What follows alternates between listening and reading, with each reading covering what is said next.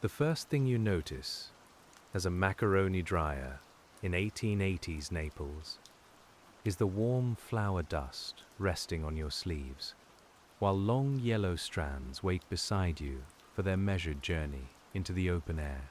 Settle into the sound of the yard and let the work move at its own unhurried pace. We'll remain beside you as the morning opens, quietly following the wooden frames, the shifting breeze, and the practiced movements that turn damp dough into food sturdy enough for a household shelf.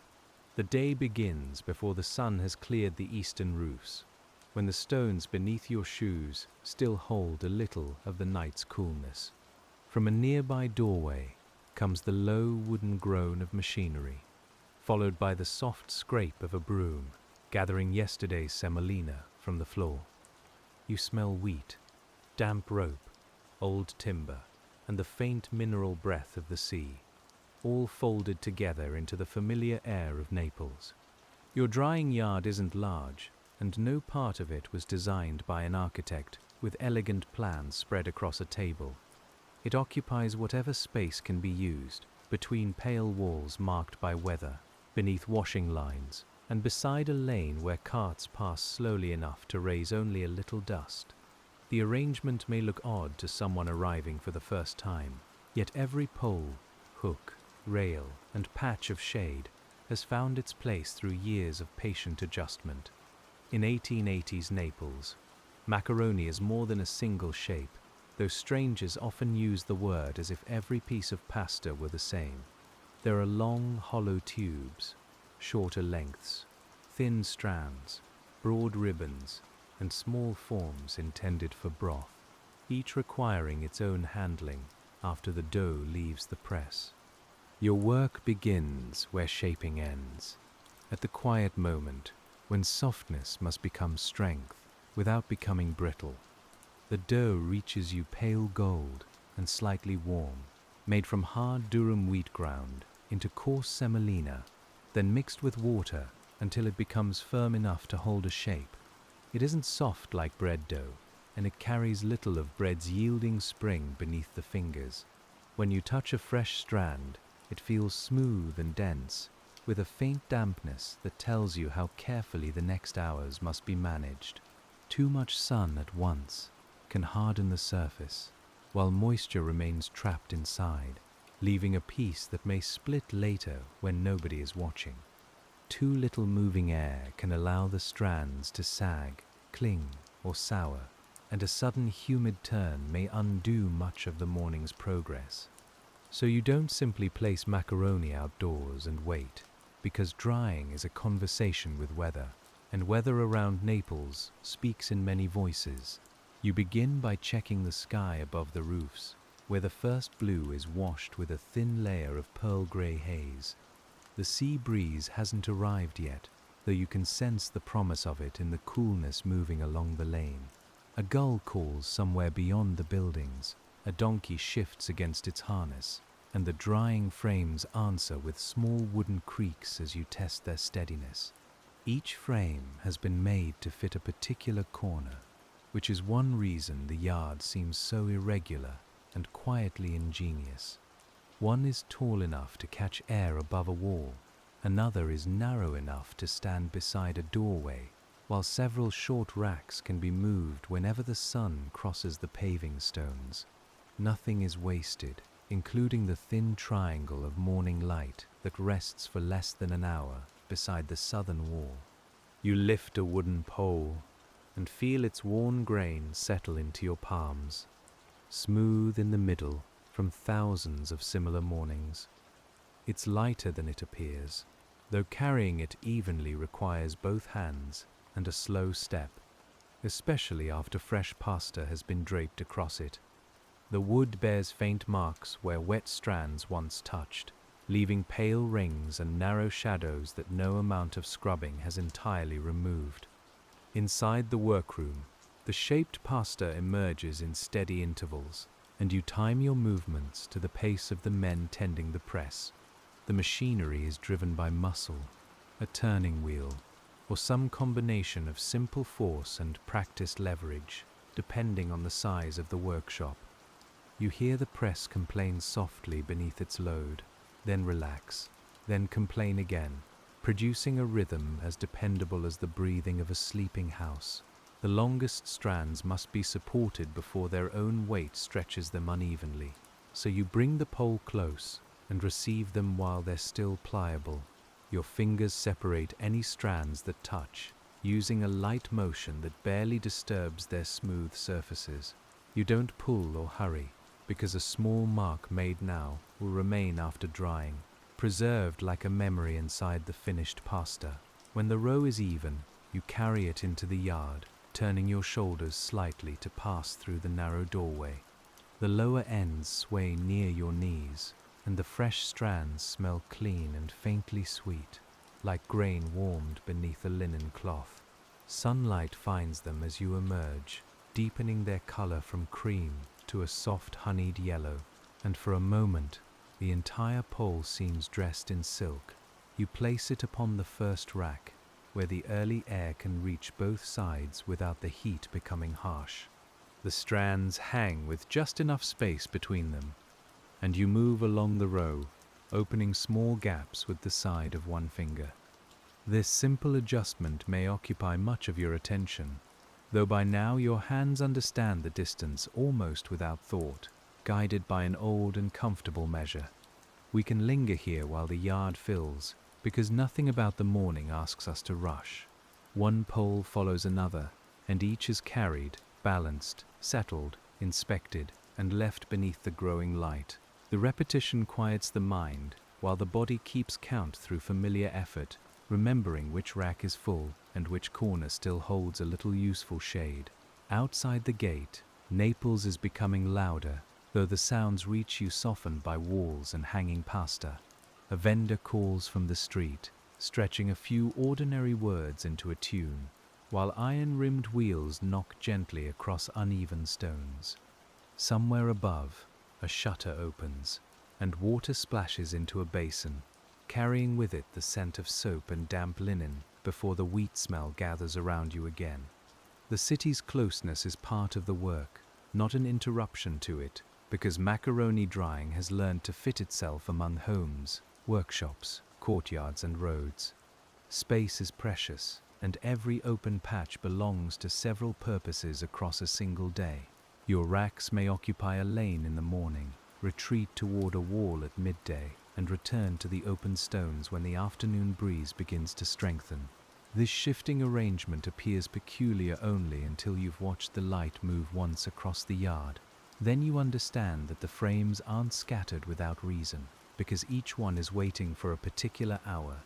The tall rack seeks air, the broad rack seeks mild warmth, and the low rack can be lifted quickly beneath cover when clouds gather above the bay with their quiet promise of rain. By now, the first strands have lost some of their surface dampness, and when you touch one lightly, it no longer clings to your fingertip. The change is slight, almost too small to describe, yet your skin recognizes it at once. There is a firmer skin around the softer heart, and this is the moment when strong sun must be watched with particular care. You turn one rack so its end faces the light, reducing the broad surface presented to the sun. Another rack receives a loose cloth overhead, pale enough to reflect heat while allowing air to continue along the hanging rows. The cloth rises and settles with each breath of wind, and its moving shadow passes over the pasta like slow water beneath a bridge, cool and gentle. A newcomer might ask for a clock, a written rule, or a fixed number of hours, but you've learned that drying time changes with shape, thickness, season, and sky. A hollow tube doesn't surrender moisture as a thin strand does, and a damp southern wind behaves differently from clear northern air. Your clock is partly mechanical, perhaps hanging inside the workshop, but the more useful clock is held in your fingertips and nose. You smell for any trace of stale dampness, and you listen to the faint sound made when two pieces are brought together. Fresh pasta meets with a soft, almost silent touch, while pasta further along gives a small dry tap without the hard note of complete dryness. These signs aren't mysterious to you, only familiar. like recognizing a neighbor's footsteps before the neighbor reaches the door. As the sun climbs, the irregular drying ways of 1880s Naples begin to show their purpose more clearly, and we move with you toward the warmer part of the yard. The first batch must leave the strongest light before its surface tightens too quickly. You lift each pole from its supports, feeling the added stiffness in the hanging strands, and carry it toward a covered passage where the air is cooler and the stones smell faintly of dampness. The passage joins the yard to an upper room reached by a worn stair, and its shade remains steady even when the roofs outside are bright. Here the frames stand closer together, though never so close that the pastor can't breathe. Light enters through a small opening high in the wall, catching floating flour dust and turning it into a slow golden drift above your head. You set the pole down and inspect the lower ends, where weight and gravity have done their quiet work. Some strands have stretched a little more than their neighbors, and these may be trimmed or separated before they dry beyond correction. The small cuttings aren't treated with contempt because wheat has required labor, water, milling, kneading, and pressing before reaching your hands, and waste would feel deeply careless. A chipped bowl rests near the wall to receive short pieces, broken ends, and anything still sound enough for a worker's meal.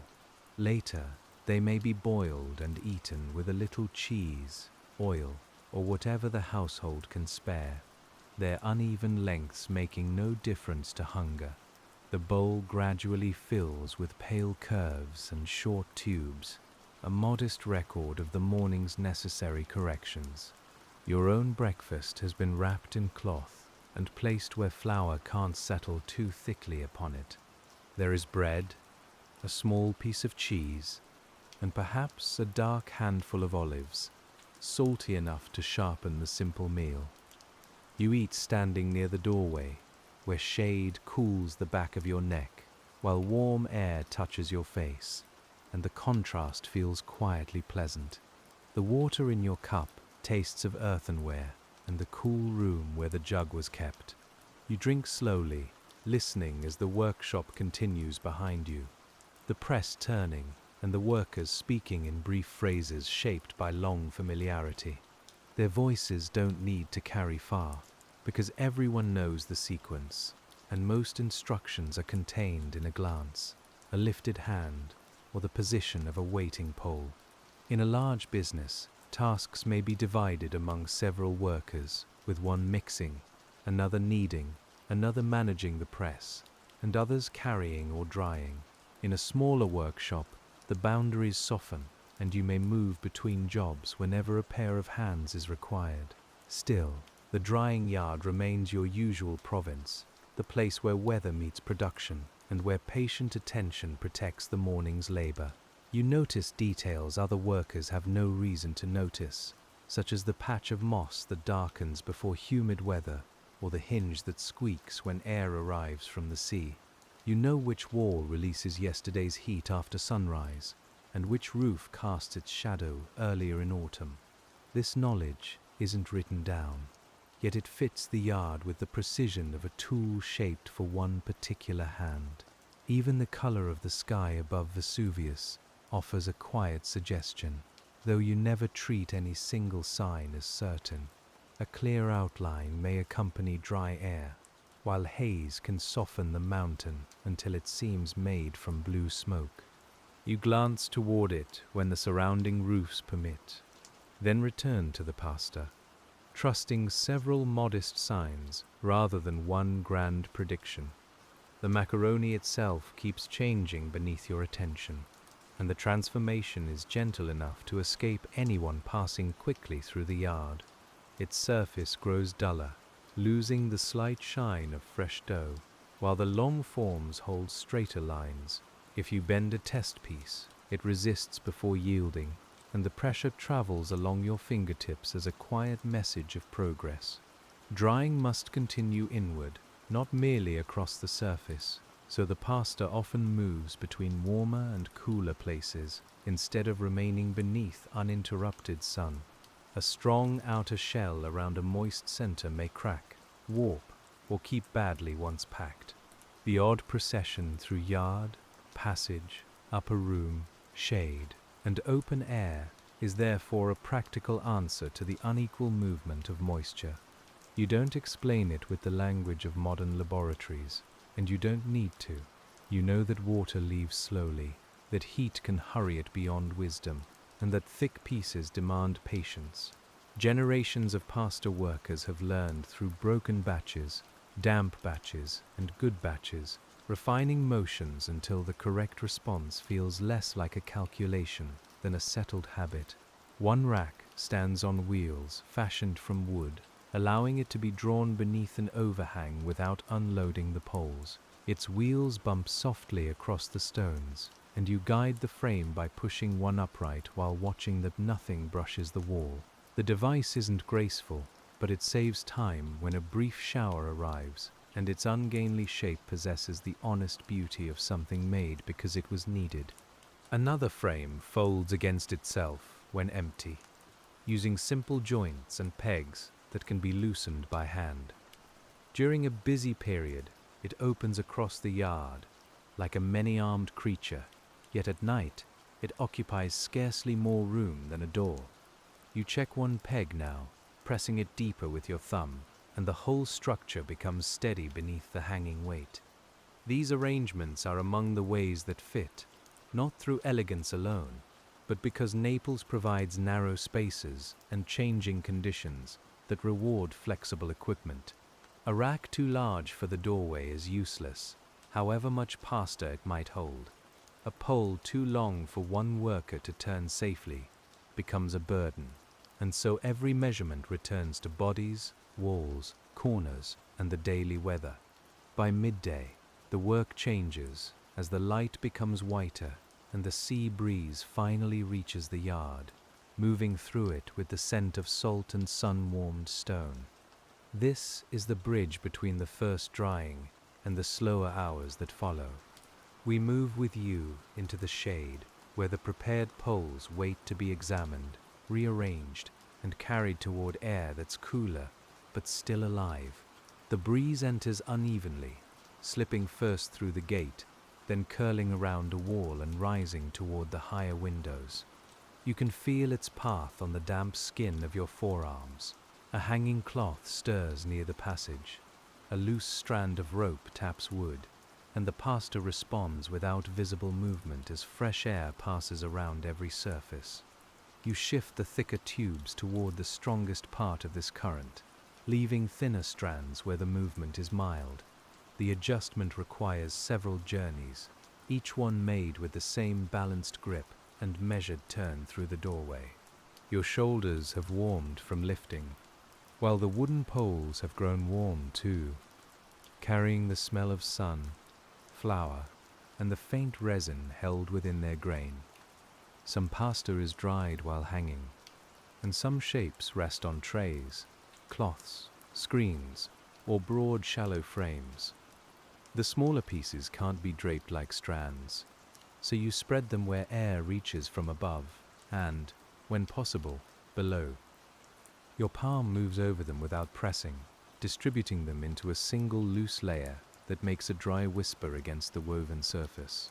The shapes roll slightly beneath your fingers, each seeking the lowest point in the tray. You tilt the frame, give it a small practiced shake, and watch them settle into a more even field. The motion creates a soft rustling sound, not unlike dry seeds inside a paper packet, though these pieces still carry enough moisture to feel cool against your skin. At intervals, you stir or turn them so one side doesn't remain damp against the cloth. This is done gently because their edges are still tender, and a careless hand may flatten the careful marks left during shaping. You work from the corners inward, lifting and loosening, while the smell of semolina rises briefly and fades into the warmer air of the room. The upper room has shutters that can be opened by degrees, and each degree changes the work. One shutter may stand wide, while another remains nearly closed, creating a slow crossing current without a fierce direct gust. You listen for the wooden slats, because a rattle means the wind has strengthened, and the pasta may need protection from air that has become too dry or abrupt. Near the ceiling, the temperature is higher, so the tallest racks receive careful watching. Lower down, the floor holds coolness, especially along the shaded wall. By choosing a shelf, a corner, or a particular height, you're making small adjustments that resemble moving a pot nearer or farther from a fire. Though here the heat is softer and the changes arrive with patience, the room carries old traces of many batches, not as dirt, but as a dry fragrance lodged within plaster and wood. Wheat is the deepest note, accompanied by linen, rope, and a little oil from hinges and machinery. When sunlight passes through the shutters, narrow gold bars lie across the floor, and you step over them as if they were quiet objects arranged among your tools. Flies must be discouraged, dust must be watched, and passing animals must never reach the drying food. Cloth screens and sensible placement help, while doors are kept as closed as ventilation allows. You brush the ledge beneath a window, gather a thin grey line of street dust, and rinse your hands before touching the next pole, preserving the plain cleanliness expected of good work. Cleanliness here is practical rather than decorative, and much of it depends on sweeping, wiping, airing, and keeping wet work separate from dry. The floor is rough, the walls may be stained, and the equipment bears years of use, yet the surfaces touching pasta receive repeated attention.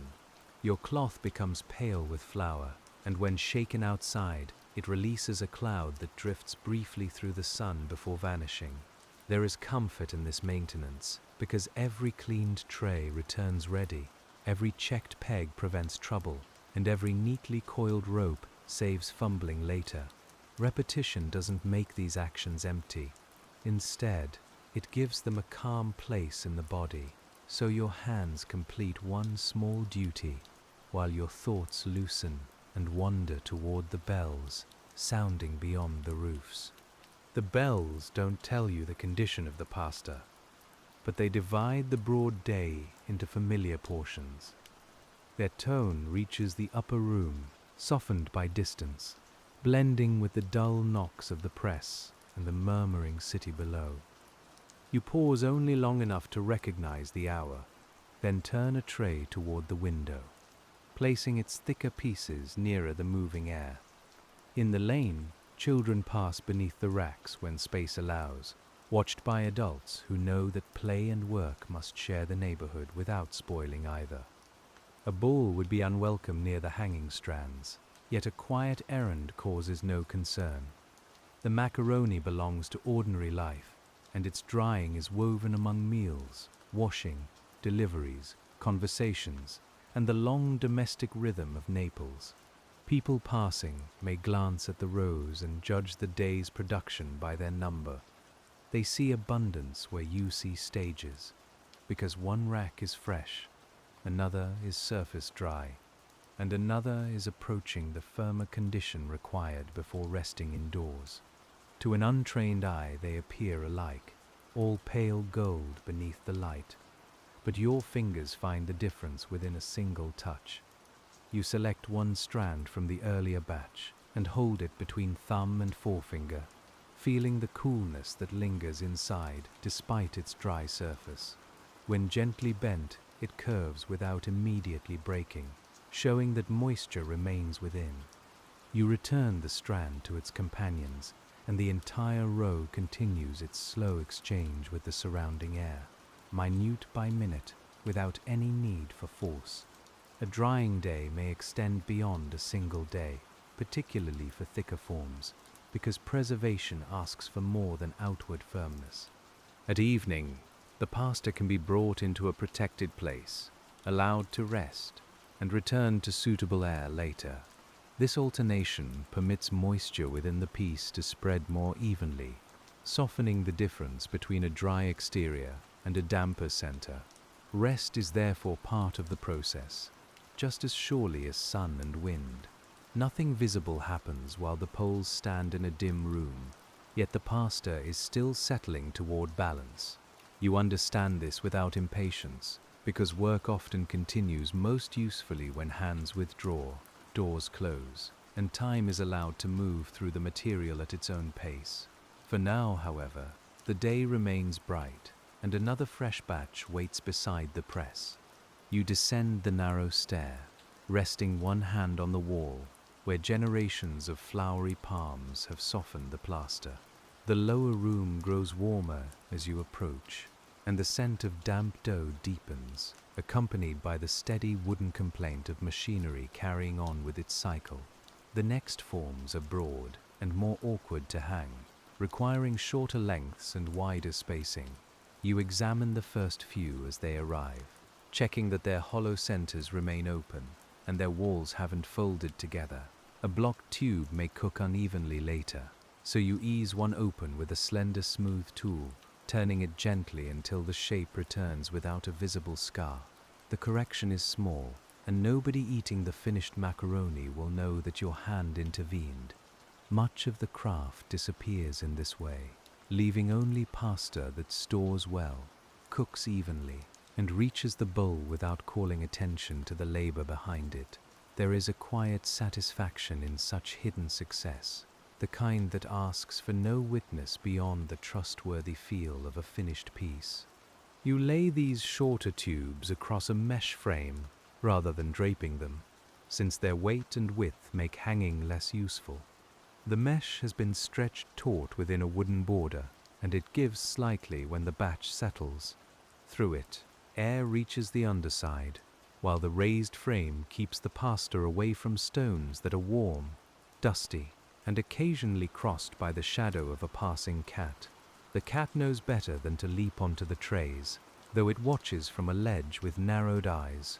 Its coat lifts faintly in the breeze, revealing the direction of the moving air before the nearest cloth begins to stir.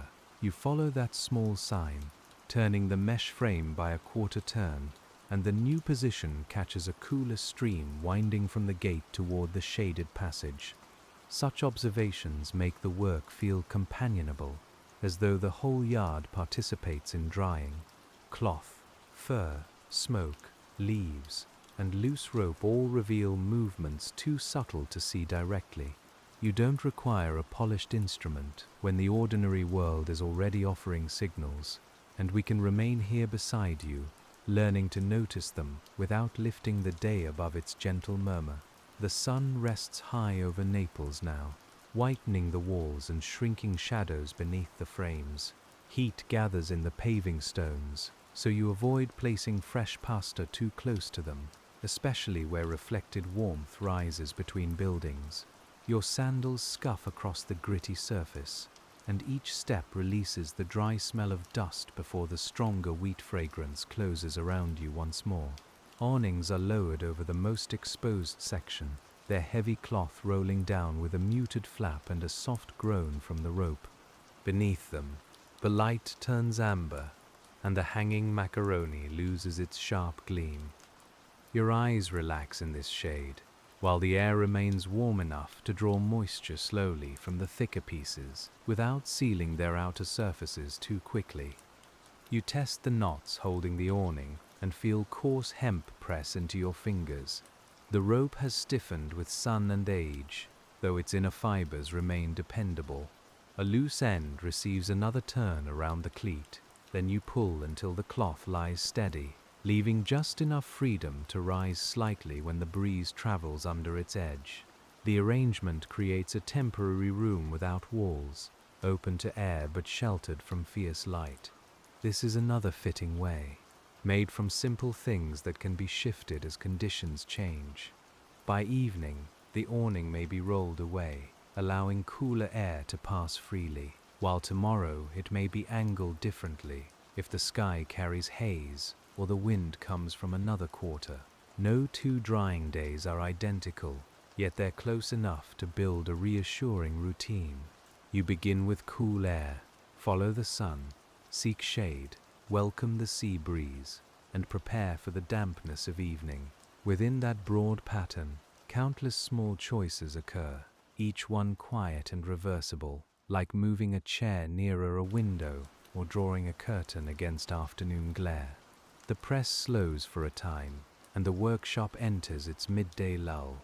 Tools are set down, shoulders lower, and conversation becomes softer as workers eat whatever has been brought from home.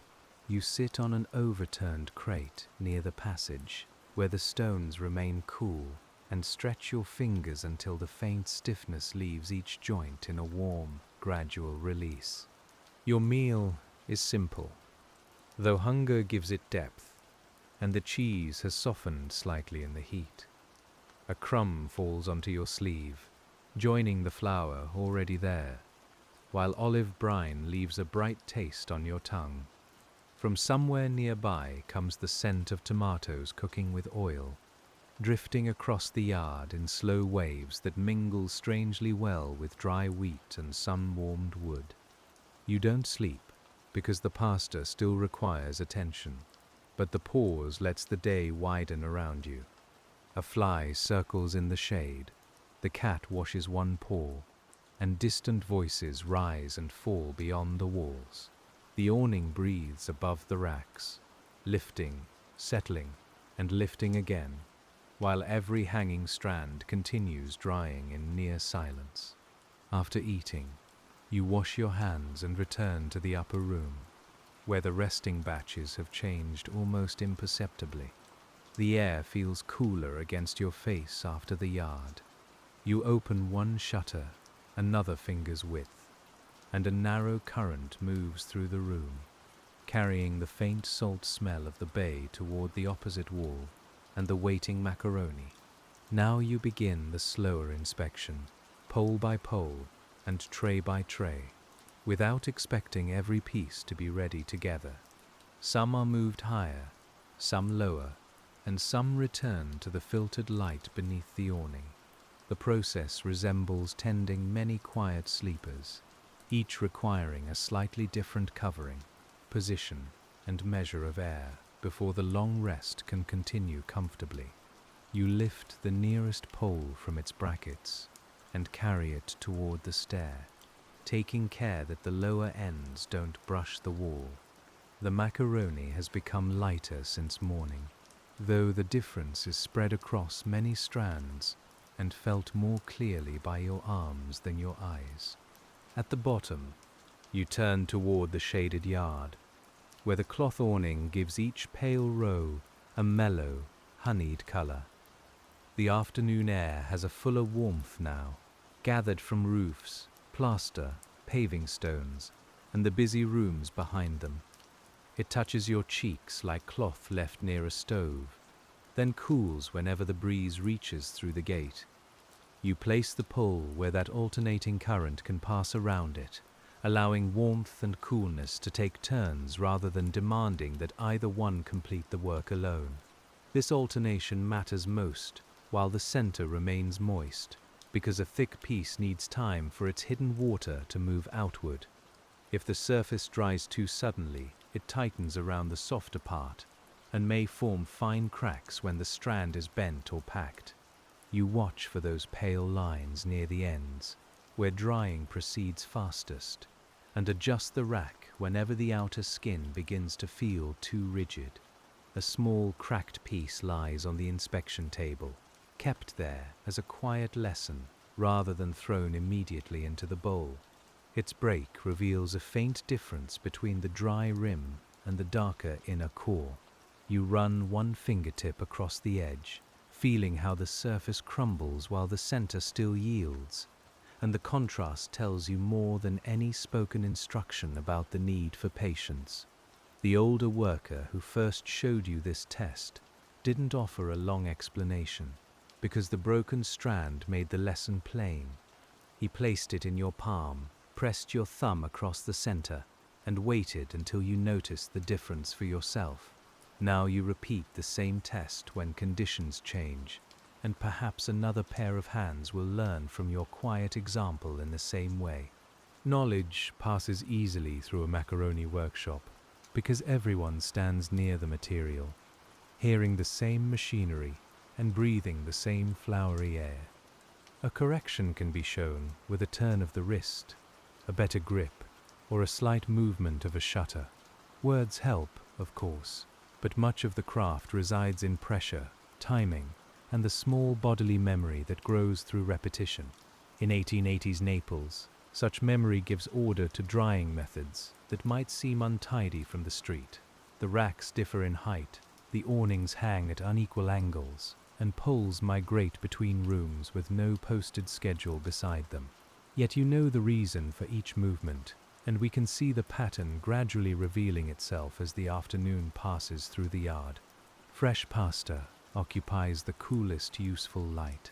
Partly dried strands enter deeper shade, and firmer batches wait where moving air can finish its slower work. The spaces aren't named with signs, but they perform distinct duties.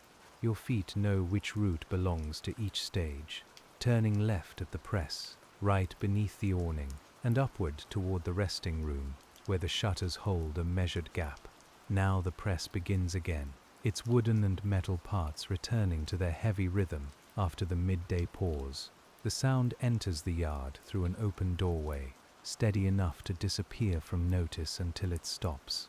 When it resumes, you feel it almost as much as hear it, a faint pulse beneath the soles of your shoes and within the old floorboards. A worker feeds firm dough into the press, and pressure drives it through a shaped opening that determines the form emerging below. The die may create a smooth tube, a ridged piece, or long strands that descend together in a pale curtain. You stand ready with a clean pole, holding it level, while the fresh lengths gather across the wood with a soft and slightly sticky touch. A knife separates the hanging pasta at the proper length, moving in a practiced line that keeps the ends reasonably even. The cut pieces sway once, then settle against their neighbors. You carry them away before the next length is ready, and another empty pole takes your place. So the workshop continues without haste, while every pair of hands follows the familiar sequence. The die itself leaves a subtle character on the pasta, sometimes smoother, sometimes faintly rough, depending on its material and condition. You notice this because rougher surfaces hold a thin film of flour and surrender moisture differently from polished ones. Beneath your fingers, one batch feels like fine stone, and another like glazed clay, though both remain tender enough to require a gentle grip. Small imperfections are expected in work shaped by pressure, grain, water, and human timing. A tube may bend, a strand may join its neighbor, or an edge may emerge thicker on one side. You separate what can be corrected, set aside what can still be eaten, and allow harmless variation to remain, because useful food needn't possess the mechanical sameness of beads threaded along a string. When a pole grows crowded, you resist the temptation to add one more row, even though open space is limited. Crowded strands block the air from one another and may adhere where they touch. A little empty room between them is therefore productive, and you learn to value those narrow bands of nothing, since space itself performs part of the drying. You carry the newest pole outside and pause beneath the doorway until a cart has passed along the lane. The horse's hooves make hollow sounds on the stones, while leather harness creaks beneath a scattering of small brass fittings.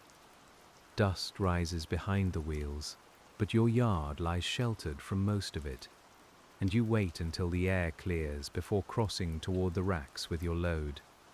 The pasta swings close to your apron, cool and damp compared with the warmth surrounding it. You feel each movement through the pole, as though the strands were gently tugging your arms downward. At the waiting frame, you lower the wood into its notches, then step back to check the line, making sure neither end rests higher than the other in the sunlight. An uneven pole causes the strands to drift toward one side, creating crowded folds where they meet. You correct the tilt with a thin wooden wedge, tapping it into place beneath the lower support. The sound is modest, just 2 dry knocks, but the whole row becomes level, and the hanging ends return to their orderly separation beneath the awning. The wedge has been cut from scrap and worn smooth at its narrow end. Several more wait in your apron pocket, useful for frames standing on irregular stones or supports changed by damp weather. These little pieces are among the least impressive tools in the workshop, yet they solve problems all day, fitting into gaps where a larger repair would be slow and unnecessary. You keep a length of cord nearby for the same reason, along with a cloth, a small knife, and a brush with stiff pale bristles. None weighs very much, though together they allow you to tighten, clean, trim, secure, and adjust without leaving the yard. When your hand enters the pocket, it recognizes each object by touch, finding the needed tool among crumbs of flour and worn strands of hemp. The knife is used carefully and seldom near the tender hanging pasta, because its purpose is trimming damaged ends rather than shaping the main batch. Its wooden handle fits the curve of your palm, darkened by oil and years of work. After each use, you wipe the blade and fold it away, leaving no sharp edge exposed among the cords and wedges in your pocket. The brush receives more constant attention, especially where dried flour gathers within the corners of a frame. You sweep outward with short controlled strokes, sending the powder onto a cloth rather than into the air around open trays. Its bristles make a faint rasp against wood, a dry domestic sound that blends with the rustle of pasta and the distant voices of Naples. As the afternoon wears on, the sun shifts enough to reach beneath one edge of the awning. A bright strip appears across the nearest tray, too warm for the freshly cut shapes resting there. You take the frame by both handles and move it backward into amber shade, feeling the small pieces slide together before a gentle shake spreads them into one layer again. Nothing in the movement is wasted, because you use the opportunity to inspect the underside of the mesh and the condition of the supporting legs. One corner has begun to loosen, perhaps from repeated carrying across uneven ground.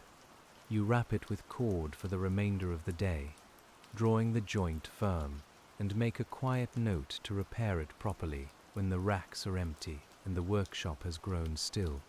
A proper repair may involve removing the old peg, cleaning the hole, and fitting a new piece of dry hardwood shaped with a knife. The work is simple, but deserves an unhurried hour, since a poorly fitted joint will loosen under a full tray. You imagine doing it near evening, when the grain is visible in low light and the repaired frame can rest overnight before receiving fresh weight. For now, the cord holds, and the drying continues beneath your hand. You turn the smaller pieces with a flat wooden scoop, lifting them just enough for the lower surfaces to meet the air. They tumble softly across the mesh, making a muted patter like light rain on a canvas roof, and a dusty fragrance rises from them with each slow pass. Some have already become firm at their narrow ends, while their thicker middles remain pliable. You separate these from the thinnest pieces, creating two loose groups upon the tray. Such sorting prevents the nearly dry pieces from becoming brittle, while their companions catch up, and it gives your hands another calm pattern to follow, choosing, shifting, and settling without any need to count. The shape tells you where moisture lingers, because bends, joins, and thicker walls dry more slowly than open edges. A twisted piece may hold a cooler trace within its turn, just as a folded cloth stays damp where layers meet. You learn to touch those sheltered places first, testing with the pad of a finger before deciding whether the tray belongs in moving air or deeper shade. We stay beside you while the work enters this quieter, more thoughtful portion of the day. The early hours demanded lifting and placement, but afternoon asks for judgment through touch, smell, sound, and memory. You walk more slowly between the racks now, stopping often, while the sea breeze crosses your damp forehead and carries the smell of warm stone toward the upper room. At one frame, you detect a faint coolness that doesn't match the others, and you examine the strands hanging nearest the wall. Air has barely reached their inner sides, leaving them softer than the outer row. You rotate the pole, so those protected surfaces face the open yard, then widen the space between neighboring racks, giving the breeze a clear path through the pale suspended curtain. The strands move only slightly when the stronger current reaches them, and you watch until their swaying becomes even. Too much movement would risk contact or stretching, but this gentle motion is useful. Each strand leans away and returns, revealing a narrow glimpse of shadow between the rows, while the polished wood beneath your palms feels warm, solid and familiar. A few houses away, someone beats a rug against a balcony rail, producing soft thumps that travel over the roofs. You wait until the dust has settled before uncovering a protected tray, though very little could reach your enclosed yard. Care often appears in these pauses, when you choose not to move for a moment and allow the surrounding city to complete one ordinary task before yours resumes. The pause gives you time to look toward the gate, where the light has changed from white to a softer yellow. Shadows lengthen beneath the cart ruts, and the top of a distant wall glows while its lower stones remain cool. Afternoon is beginning its gradual turn, and with it comes another stage in the macaroni drying ways of 1880s Naples. When the light through the upper shutters shifts, we move with you toward the resting batches, carrying the firmer poles indoors before evening dampness begins to gather. The air outside still feels dry, but shaded stone has started releasing a cooler breath. You sense it around your ankles first, where the lane's warmth no longer reaches, and you know that the lowest racks will need attention before the higher ones. The upper room has been prepared by opening its door and checking that the floor is clear. Empty supports stand along both walls, leaving a central path wide enough for a loaded pole. You enter sideways, guiding the long wood before you, and settle it into a pair of brackets where the pastor can rest without touching plaster, cloth, or neighboring strands. The room isn't sealed because complete stillness would trap damp air around the pastor. One high shutter remains open, and the door is left ajar, allowing a mild current to rise from the stair and pass outward near the ceiling. You hold a loose thread beside the doorway, watching it bend toward the room, a tiny pale indicator of the air's direction.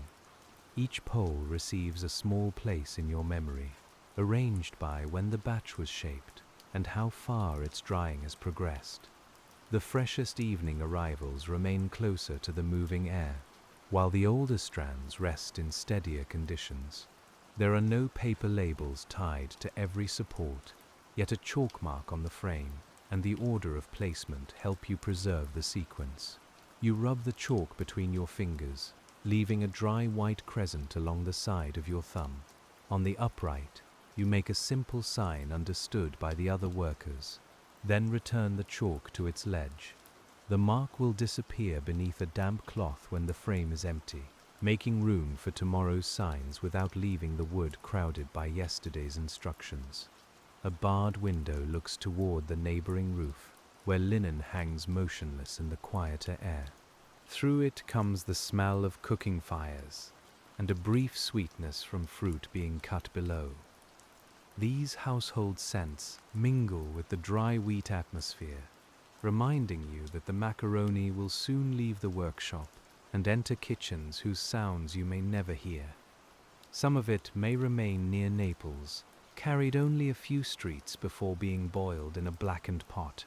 Some may travel farther, packed carefully after complete drying, and moved by cart, coastal vessel, or railway.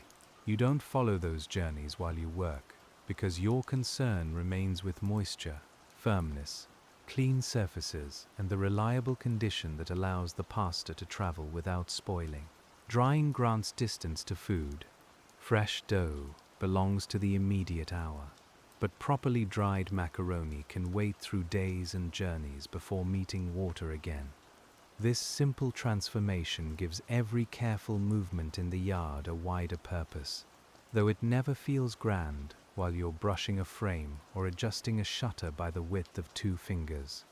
The practical details keep the thought grounded. Pasta intended for storage must be dry enough to resist mold, firm enough to avoid crushing, and protected from returning moisture after the process is complete. A humid storeroom can undo patient labor, so drying and keeping are joined, each depending on clean air, sound containers, and watchful handling through the night. You inspect the room's corners for any sign of damp plaster, especially where an outer wall meets the floor. One patch remains cool but dry beneath your palm. The lime-washed surface leaves a pale trace on your skin, and you brush it away before touching pasta.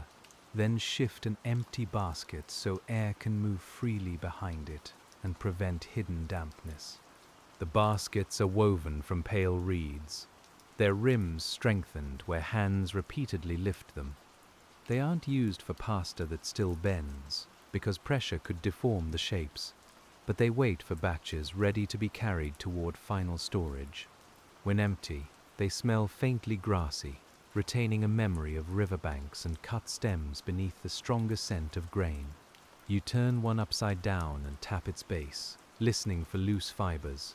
A quiet rattle reveals a broken strand of reed caught within the weave, which you pull free before it can fall among finished pasta. The basket gives beneath your grip, resilient rather than weak, and its many crossings of fiber seem to echo the useful crossings of rack, pole, cord, and mesh around you. Outside, the press slows once more as the supply of prepared dough dwindles. Its rhythm grows less frequent, allowing other workshop sounds to come forward. You hear water poured into a basin, a stool dragged gently across the floor, and someone scraping dough from a work surface with a broad tool whose metal edge murmurs against the wood. That scraping is part of cleanliness and economy, because small pieces left to dry upon the bench become difficult to remove and attract dust. Soft remnants are gathered while they still yield, and usable dough may return to the immediate work if it remains clean. The bench is then wiped and dried, leaving its broad surface ready for another batch beneath tomorrow's early light. You descend to help with the last poles, and the change in temperature surrounds you halfway down the stair. The lower room is warmer, carrying the day's accumulated heat and the close smell of fresh dough. Your sleeves brush the plaster at the turn, and the handrail feels polished from countless workers taking the same narrow descent with flour on their hands. The final long strands emerge more slowly, because the remaining dough must be gathered and fed evenly into the press. Their color is slightly deeper, where the semolina has taken up water fully during the pause. You examine them near the die, touching one between finger and thumb, and find the texture smooth, firm, and ready for its first encounter with the cooling afternoon air. You receive the strands on a pole, separate a joined pair, and wait as the knife completes the row. There is something restful in handling the final fresh batch, because every movement belongs to a sequence already repeated throughout the day. Your body expects the doorway, the turn, the rack, and the small lift needed to seat the pole securely within its waiting notches. Outside, this batch doesn't go where the morning batch began. The sun is lower, the stones have stored heat, and the breeze carries a trace of coming dampness, so you choose a raised frame beneath the awning. Warm air still circulates there, but direct light can't toughen the surface, and the pasta will begin drying gently before being taken indoors for its first rest. You spread the strands with careful fingers, leaving slightly wider gaps because evening air moves more slowly. The lowest ends hang well above the ground, where coolness is already pooling beside the wall. A cloth screen is fastened along the exposed side, protecting the tender surface while allowing the breeze to pass through its loose weave with a faint, soothing whisper. The The screen carries a clean linen smell that appears whenever the air presses it toward you. Its threads are uneven, thicker at some crossings, and sunlight passing through them scatters small squares of brightness across your apron.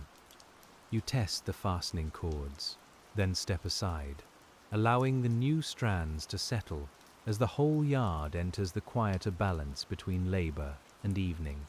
The workers inside begin putting tools in order, though drying duties will continue after shaping has stopped.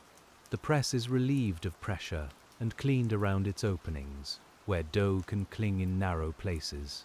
Metal parts receive attention according to their needs, while wooden surfaces are scraped and wiped, and the last sweep of flour draws pale lines across the darkening floor. You hear the broom moving from corner to corner, its stiff fibers pushing grit with a steady hush. Each stroke pauses near the doorway, so the gathered flour won't be carried into the yard on shoes. The sound joins the creak of racks and the soft rubbing of awning rope, making an evening music too ordinary for performance and too familiar to require notice. Your own work turns toward consolidation, gathering the scattered apparatus into safer positions before the lane becomes busier with people returning home. Empty poles are collected first, their surfaces checked for rough patches that could catch fresh pasta tomorrow. You carry several at once against your shoulder, feeling their rounded weight through your shirt, and lay them upon a wall rack in a neat row. One pole bears a small splinter near its end. It hasn't touched the pasta, but tomorrow it might catch a strand or scratch a hand. You mark the place with chalk and set the pole apart for smoothing, then run your palm over the others, letting skin discover imperfections that evening light might conceal from your eyes. A piece of fine abrasive stone rests in the repair drawer, useful for softening rough wood without changing its shape. You take the marked pole to a bench near the doorway and rub the splinter with slow strokes along the grain. Dry dust gathers beneath your hand, smelling warm and woody, until the raised edge disappears and the surface becomes even. You wipe the pole with a clean cloth and hold it toward the light, turning it until the repaired place catches a faint golden line. Your thumb passes over it once more and finds nothing sharp. The task has occupied only a few minutes, but tomorrow's work will move more smoothly because of it, and the pole returns to its companions, ready for another morning. Near the gate, the wheeled frame must be pulled inward to leave a clear passage. You take hold of its upright and lean your weight gently backward, coaxing the wooden wheels from shallow hollows in the paving. They turn with a low rumble, each bump traveling through the frame, while empty hooks knock softly against one another in a loose and irregular rhythm. The frame fits beneath the overhang with scarcely a hand's breadth to spare. Its top corner passes beside a beam darkened by weather, and you guide it through the narrow opening without contact. This close fit isn't accidental, because the frame was built for this yard, measured against this beam and this doorway, shaped around the limitations of one particular place.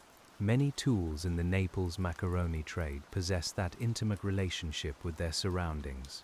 A tray matches the width of a stair, a pole matches the reach between supports, and an awning matches the slice of sky above a courtyard. Their dimensions may appear curious elsewhere, yet here they allow workers and pasta to occupy crowded space with a quiet, long-practiced grace. The idea of fitting extends to time as well as space. Wet work belongs to 1 hour, stronger sun to another, shaded resting to another, and final evening inspection to the period when your fingers can compare the day's batches side by side. You don't command these hours, but you arrange the labor within them, making use of whatever warmth and movement the sky has chosen to offer. As the afternoon light softens further, we follow you back to the oldest batch, which has rested indoors since before midday. Its strands feel more even now, with less difference between surface and center. You take one sample, bend it gently, and listen as it gives a faint dry complaint without breaking, suggesting that more air is needed, but the dangerous surface hardness has eased into balance. This batch can return outdoors briefly, not to fierce sunlight, but to the mild current crossing the upper edge of the yard. You carry it to the tall frame, where the lowering sun touches only the very ends. The breeze moves freely there, cool enough to prevent harsh drying, and the strands answer with a soft tapping whenever two neighbors meet and separate again. You adjust them until the tapping almost disappears, because repeated contact may leave marks or create weak points. A slight turn of the pole changes the alignment, and a fingertip opens the final narrow gap. Soon there is only the sound of air moving across the awning, accompanied by a pigeon's low call from somewhere among the warm tiled roofs. The pigeon remains unseen, yet its voice seems to belong to the hour. Another answers from farther away, and then both fall quiet while footsteps pass beyond the gate. Your hands continue along the row, testing every few strands, while the breeze dries the perspiration at your temples and leaves a faint salt tightness upon your skin. A younger helper brings you a cup of water, holding it with both hands to avoid spilling near the trays. You drink beneath the overhang, where the cup's glazed rim feels cool against your mouth. The water is no longer cold, but it clears the flour from your throat, and you return the empty cup with a nod before resuming the slow inspection. The helper watches how you test the pasta and asks whether the batch is ready. You don't answer with a simple yes, because readiness has several meanings during drying. You explain softly that it's ready for more air, not ready for packing, and the distinction settles into the child's expression as one more small piece of workshop knowledge. To demonstrate, you offer two short samples, one from the resting batch and one from the newly shaped strands beneath the awning. The fresh piece bends heavily and feels cool, while the older one resists and sounds dry when placed against the table. The helper compares them twice, concentrating through fingertips and ears, then returns each piece to the correct bowl with careful attention. Teaching slows the work only a little, and the knowledge gained may save many batches later. You remember being shown in much the same way, perhaps in another yard with different walls and racks. The tools change from place to place, but the lesson remains tactile. Moisture has weight, coolness, flexibility, and sound, all waiting for a patient hand to notice. The helper moves away to coil a length of rope, looping it loosely from wrist to elbow. At first, the loops cross and tighten, but a worker nearby shows how to turn the coil so it will open cleanly tomorrow. You hear their low voices beneath the scrape of the broom, and the yard seems held together not only by timber and cord, but by the passing along of small useful habits. Now a shadow reaches the base of the tall frame, and the temperature changes with surprising gentleness. The stone beneath it loses its brightness first, then the lower strands fall into shade, while their upper lengths retain a muted glow. You watch this line of darkness climb, knowing that the evening's coolness will soon reach the full rack and alter the drying air. Before that happens, you carry the oldest pole inside once more. Its weight has diminished enough that the lift feels easier, though fatigue in your shoulders partly conceals the difference. You follow the familiar route through the doorway and up the stair, pausing at the turn to keep the hanging ends clear of the wall's rough plaster. In the upper room, you place the batch farther from the open shutter than before. It has received enough moving air for now and needs another period of equalizing, when inner moisture can travel outward through the firming dough. The room's steady shade welcomes it, and the strands hang without stirring, surrounded by the dry scent of older batches approaching their final condition. You don't close the shutter completely, because the room still holds the warmth of afternoon. Instead, you angle it so the incoming current strikes the wall before reaching the plaster.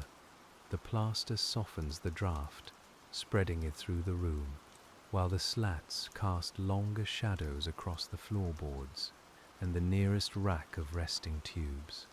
Those tubes require a different test from long strands, since their walls can conceal moisture around the hollow center. You choose one from the tray and press lightly near its middle. It resists without flattening, but when you break a sample from the edge, the inner surface still carries a cooler tone and a slightly darker color. The batch remains on its mesh and is moved nearer the indirect current. You lift from both sides, keeping the tray level as the pieces rustle within their shallow wooden boundary. On the new support, air can rise beneath the mesh, pass through the loose layer, and leave through the high window without blowing strongly enough to disturb their arrangement. You run the flat scoop through them once, turning the lower pieces toward the top. Their sound has changed since midday, becoming sharper but still soft enough to reveal lingering moisture. The scoop's edge whispers against the mesh, and the small tubes roll into fresh positions, exposing pale undersides that haven't yet taken the dry, matte finish of their upper surfaces. This turning repeats at long intervals rather than continuously, because the pasta needs time between each disturbance. Constant handling would add little and might cause damage. You leave the tray alone, trusting the room, the mild current, and the gradual movement of water, while your hands return to the lower yard for another quiet round among the frames. By now the lane has changed character. Deliveries are fewer, household voices are clearer, and the smell of evening meals drifts from several directions at once. Onion softens in oil somewhere close. Wood smoke settles briefly beneath the roofs, and boiled greens add their earthy scent to the familiar mixture of wheat, rope, warm timber, and cooling stone. The food smells remind you of your own later meal, though hunger hasn't yet returned fully. A piece of uneven macaroni from the morning bowl may be cooked for the workers, along with other fragments too short for sale, but perfectly sound. Their irregularity will disappear beneath sauce or cheese, and the day's small mistakes will become part of an ordinary, satisfying supper. For the moment, you attend to the final fresh batch beneath the awning. Its surface no longer shines, but it remains soft enough that each strand curves slightly under its own weight. You touch the ends first, then the middles, discovering the uneven progress expected during this earliest stage, and decide to leave it outside a little longer in protected air. A second cloth is hung along the side facing the lane, filtering dust and reducing the cool draft that has begun to enter through the gate. You tie it at 4 points so it won't billow against the pasta. The linen stretches between its cords, carrying small repairs and faded patches that glow differently as the remaining daylight passes through the worn threads. One patch has been sewn with blue cotton, a narrow line of color within the pale cloth. You notice it each evening without giving it much thought, just as you recognize a particular crack in the paving or knot in a wooden pole. Such details become companions through repeated work, marking the place more surely than any painted name above the door. The gate itself is left partly open for air, though its angle narrows as street activity increases. Its hinges release a low complaint when you move it, and the lower edge scrapes across one raised stone. You lift slightly while turning, easing the weight over the obstacle. Then wedge it in place where the gap admits a measured current, without exposing the yard too widely. A thin ribbon tied near the latch shows how the air enters. It bends inward, straightens, and bends again as warmer currents mingle with the cooling street. You watch for several breaths before deciding the flow is suitable, then leave the ribbon to its quiet work. a simple gauge moving at the edge of your vision. The first lamps begin appearing inside neighboring rooms, their light faint against the last daylight. They don't yet brighten the street, but small amber squares gather behind shutters and curtains. In your workshop, an oil lamp is prepared without being raised too high, because open flame must remain well away from dry flour, cloth, wood, and the hanging pasta. The lamp belongs on a stable shelf within a cleared part of the room. Its glass is wiped, the wick is trimmed, and the oil level is checked before darkness requires it. When lit, it gives enough light for inspection without filling every corner, and its warm scent joins the evening air in a thin, familiar trace. You prefer the remaining natural light for as long as it lasts, because it reveals color and surface without the lamp's yellow cast. A strand that appears evenly dry beneath flame may still show a darker center near the window, so you take final samples toward the doorway, turning them in the dim blue light and letting your fingers confirm what your eyes can no longer settle. The work depends on several senses agreeing. Sight notices color. Touch discovers firmness and coolness. Smell warns of stale dampness, and sound reveals the growing hardness of pieces brought gently together. None is perfect alone, yet together they give a dependable understanding, built without hurry and refined through hundreds of ordinary days. You tap 2 short samples lightly upon the wooden table. Their note is clearer than it was at midday, but not yet the crisp sound of finished dry macaroni. The table itself contributes a lower knock, and you repeat the test on a thicker board, whose familiar resonance makes comparison easier, listening until the distinction becomes plain. Finished pasta won't be judged only by sound, of course, but the tap offers one useful sign among many. You also break a sacrificial piece and inspect the interior, checking whether the color and texture remain even across the wall. The broken edges are saved in the worker's bowl, since testing needn't mean wasting food that is wholesome and nearly ready. A cloth is drawn over that bowl to keep dust away, and it's placed on a shelf above the floor. Tomorrow's kitchen pot may receive its mixture of tubes, strands, bends, and broken corners. No shopkeeper would display such a collection, yet for the workers it carries the same nourishing wheat and the added satisfaction of having passed through their own hands. As evening settles more fully across Naples, we remain with you through the last outdoor movements of the day. The oldest frames are already indoors. The empty ones stand folded beneath cover, and only the newest batch waits behind its linen screens.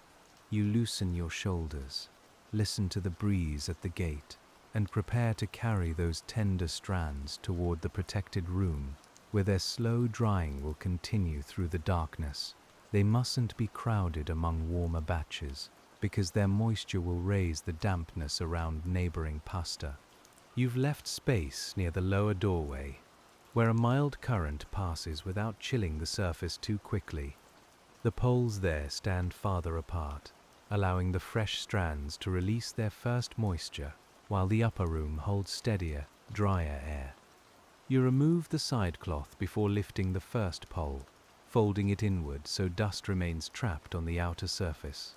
The linen feels cool now, and its hemp cords have tightened slightly as evening moisture touches them. You place it upon a clean bench, then take the pole with both hands and feel the strands draw downward in their still considerable weight. The route indoors is shorter for this batch, leading to the lower resting space rather than the stair. You turn beneath the doorway, keeping the strands clear of its stone threshold, and lower the pole onto supports set at shoulder height. The macaroni sways for several seconds after your hands withdraw, then becomes still within the sheltering gloom. One pole follows another until the awning stands above empty racks. Each load changes the indoor air slightly, adding the cool, damp scent of fresh dough. You widen the doorway by a hand's breadth and check the ribbon hanging within, making sure moisture can escape without creating a strong current that might harden the exposed ends before the centers have begun to settle. The fresh strands will remain under observation for a while, even though most shaping work is finished. You pass along them, with the lamp held at a safe distance, looking for pieces that have folded or adhered during carrying. One pair has touched near the middle, and you part it carefully, feeling the smooth surfaces release with a quiet, almost inaudible sigh. Another strand has stretched lower than its neighbors and approaches the clean cloth spread beneath the rack. You lift it over the pole by a small amount, matching its ends more evenly. The adjustment leaves a gentle curve at the top, which will straighten as the pasta firms, while the lower tips hang safely above the cloth and the cool floor. These evening corrections are easier when performed early, before the surfaces become fixed. By morning, a folded strand may retain its bend, and a joined pair may separate only by breaking. You therefore move patiently along every pole, correcting small contacts now, while the pasta remains willing to accept the guidance of your fingers. The lamp flame bends when the doorway admits a stronger breath of air. Its glass makes a faint ticking sound as heat settles through it, and a thin ribbon of shadow moves over the wall. You lower the flame slightly, then adjust the door until the current becomes steady again, balancing ventilation, safety, and the quiet conditions required for the first overnight rest. Beyond the workshop, footsteps diminish and voices gather inside homes. A pot lid rings against iron, a chair moves across stone, and someone calls softly from an upper window. These sounds reach you without demanding attention, surrounding the drying room with the ordinary life for which the macaroni is being prepared, one patient batch after another. You return to the upper room to compare its air with the lower space. The stair feels cooler now, and your hand finds the rail more from habit than need. At the top, the older pasta gives the room a dry, faintly nutty smell, while the open shutter frames a strip of deepening blue above the neighboring tiles. The breeze at this height remains lively, so you close the shutter by one notch. Its wooden hinge resists, then settles with a soft knock against the stop. Air continues through the slats, gentler than before, and the nearest strands barely move, preserving a slow exchange that can continue while the city outside grows quiet and the rooms release their stored heat. You place your palm near the wall, then near the center of the room, comparing temperature without touching the pasta. The wall is cooler, particularly below the window, so the most advanced batch remains away from it. A little distance prevents the dry strands from taking back moisture where night air meets plaster, and the empty gap becomes another useful part of the room's careful arrangement. At the far support, one group of thick tubes still needs turning before it can be left for several hours. You use the scoop under lamplight, moving slowly so none escapes the tray. They roll with a clearer rattle now, their surfaces firm enough to resist light contact, and the sound travels through the quiet room like pebbles shifted beneath shallow water. You spread them evenly after turning, leaving no mound in the center. A mound would hold warmth and moisture, while a thin layer allows every piece to share the room's air. Your scoop passes once across the surface, creating a broad level field, then rests on its hook where any clinging flour can dry before morning cleaning. The lamp reveals small shadows beneath each tube, showing that the mesh keeps them lifted. You bend closer and smell only clean wheat, dry reed, and a trace of lamp oil. Satisfied, you straighten carefully, feeling the day's work in your back, and allow your breathing to match the soft current passing through the shuttered window. There is no need to name the tiredness dramatically. It is the familiar heaviness of carrying poles, turning frames, climbing stairs, and standing through many quiet hours. Your muscles have repeated the same useful motions until each now asks for rest. Yet a few measured rounds remain before the drying rooms can be left to their slow nighttime work. You check the racks by touch, pressing each support to make sure it stands firmly on the boards. The repaired tray remains secure beneath its cord, and tomorrow the temporary binding can be replaced with a fitted peg. Your fingers test the knot once, feel no movement, and continue along the row while the lamp casts your shadow softly across the lime-washed wall. At each pole, you leave enough room for air and enough support for safety. The oldest strands are firm and light, the middle batches retain a gentle flexibility, and the newest hang below with a softer curve. Together, they hold the whole day in one room, morning, midday, afternoon, and evening preserved as different stages of the same process. The thought is comforting because it gives visible shape to passing time. The hours haven't vanished, they remain in the dryness of one batch and the pliancy of another, in warm poles and cooling trays, in chalk marks made beside each support. You can read the day across the room without a clock, simply by touching what your hands placed there under earlier light. Downstairs, another worker closes the main workshop shutters, leaving gaps where safe ventilation is still needed. The wooden panels settle into their frames with muted thuds. A bar is fitted across one door, loose enough to remove quickly, but strong enough to keep the workroom undisturbed, and the final sweep of the floor gathers around the broom in a pale crescent. You descend again, carrying the lamp ahead of you and shielding its flame from the stairway draft. The lower resting space feels warmer than the stair, and the newly hung macaroni has already changed the smell of the room. Damp grain is more noticeable here, clean and earthy, like semolina held in a cool bowl beside fresh water. You inspect the lowest ends once more, because gravity draws moisture downward as the strands hang and settle. They remain soft, though none has stretched dangerously near the cloth beneath. With 2 fingers, you touch a sample end and feel its cool, yielding surface, then wipe your hand before moving to the next row of pasta. A shallow basin of clean water stands outside the drying area for washing flour and dough from your hands.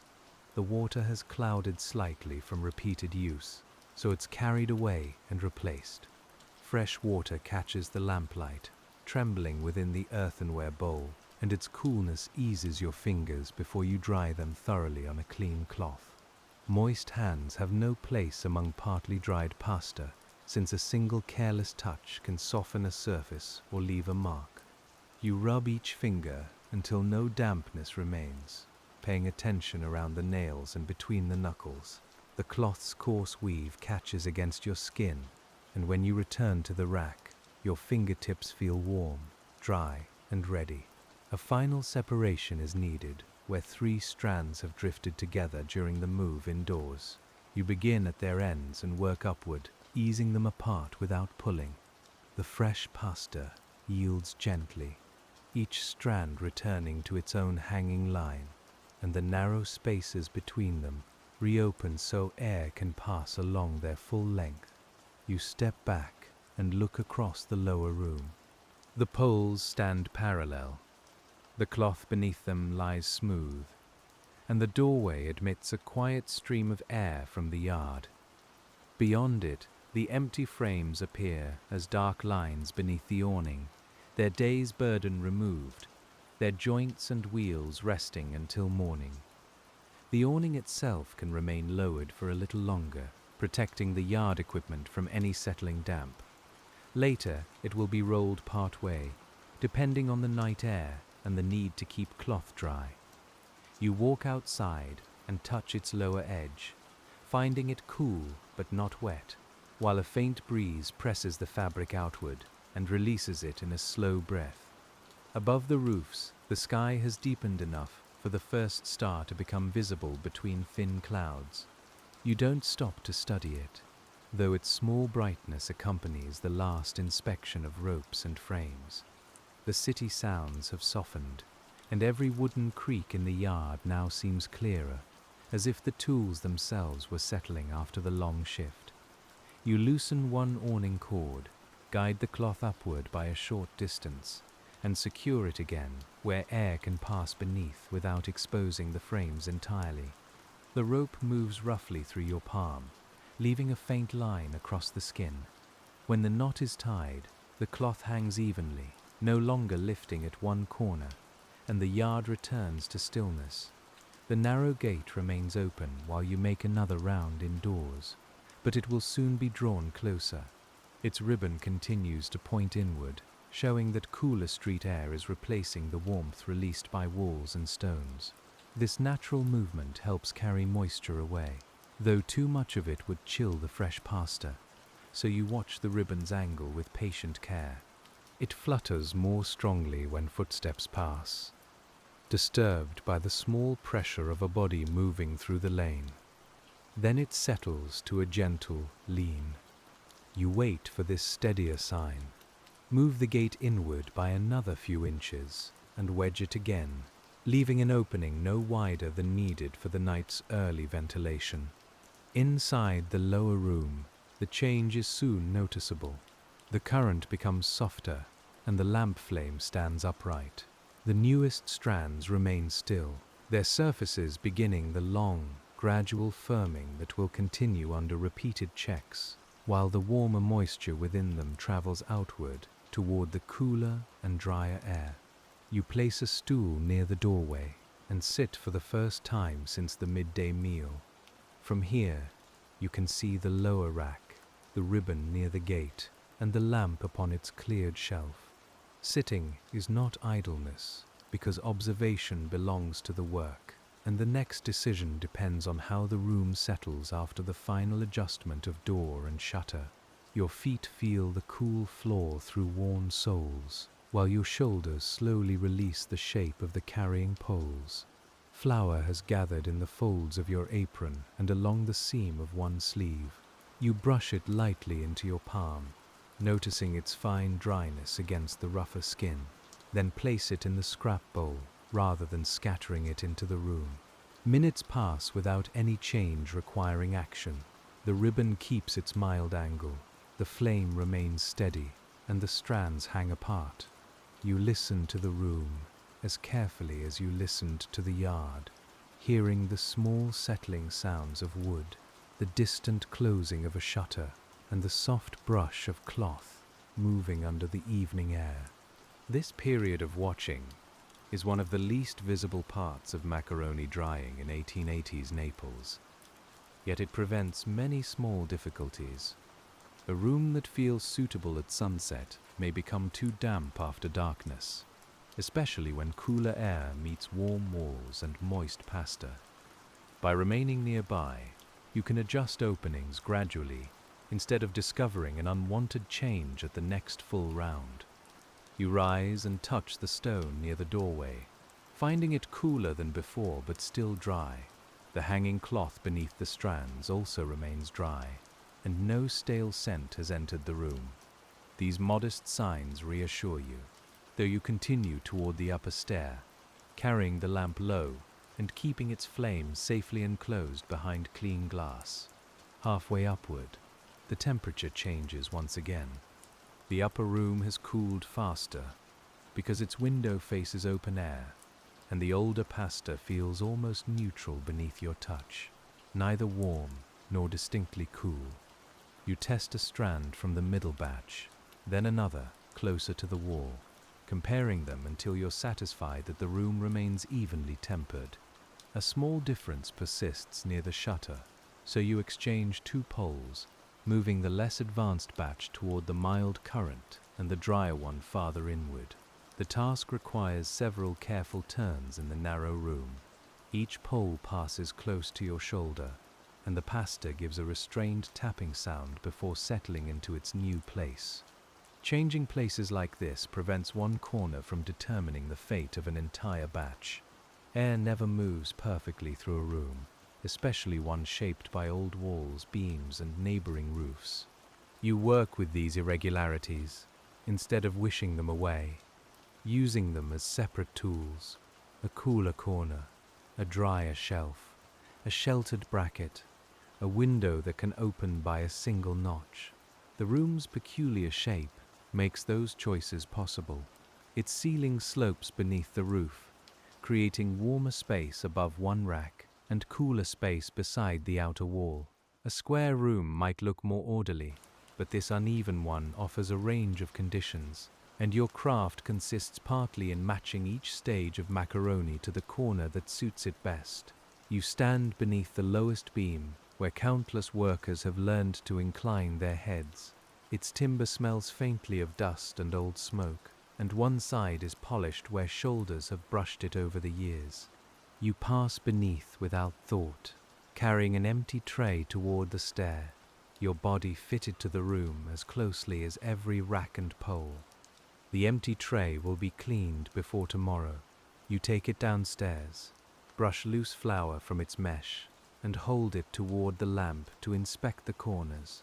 One small piece of dried dough clings near the frame, so you loosen it with the brush rather than scraping harshly, preserving the woven surface and its careful tension. The crumb falls into your palm, hard and light. You place it with the other scraps, then wipe the mesh with a dry, clean cloth. Water isn't used carelessly on equipment needed soon, because trapped dampness within wood or weave would work against tomorrow's drying. So washing is followed by complete airing whenever it becomes necessary. Tonight the tray needs only brushing, and it returns to a vertical rack where both sides remain exposed to air. Standing it on edge saves space and prevents dust from settling across the mesh. You check that its lower corner rests securely within the groove. Then add another empty tray beside it, leaving a narrow breathing gap between the two frames. The brushes are cleaned next by tapping their handles gently against the edge of a scrap box.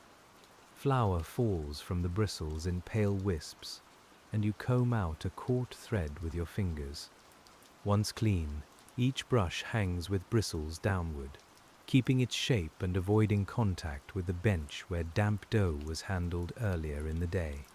Cord is returned to its peg, wedges to their shallow drawer, and the repaired pole to the wall rack. The small knife is wiped again and folded away.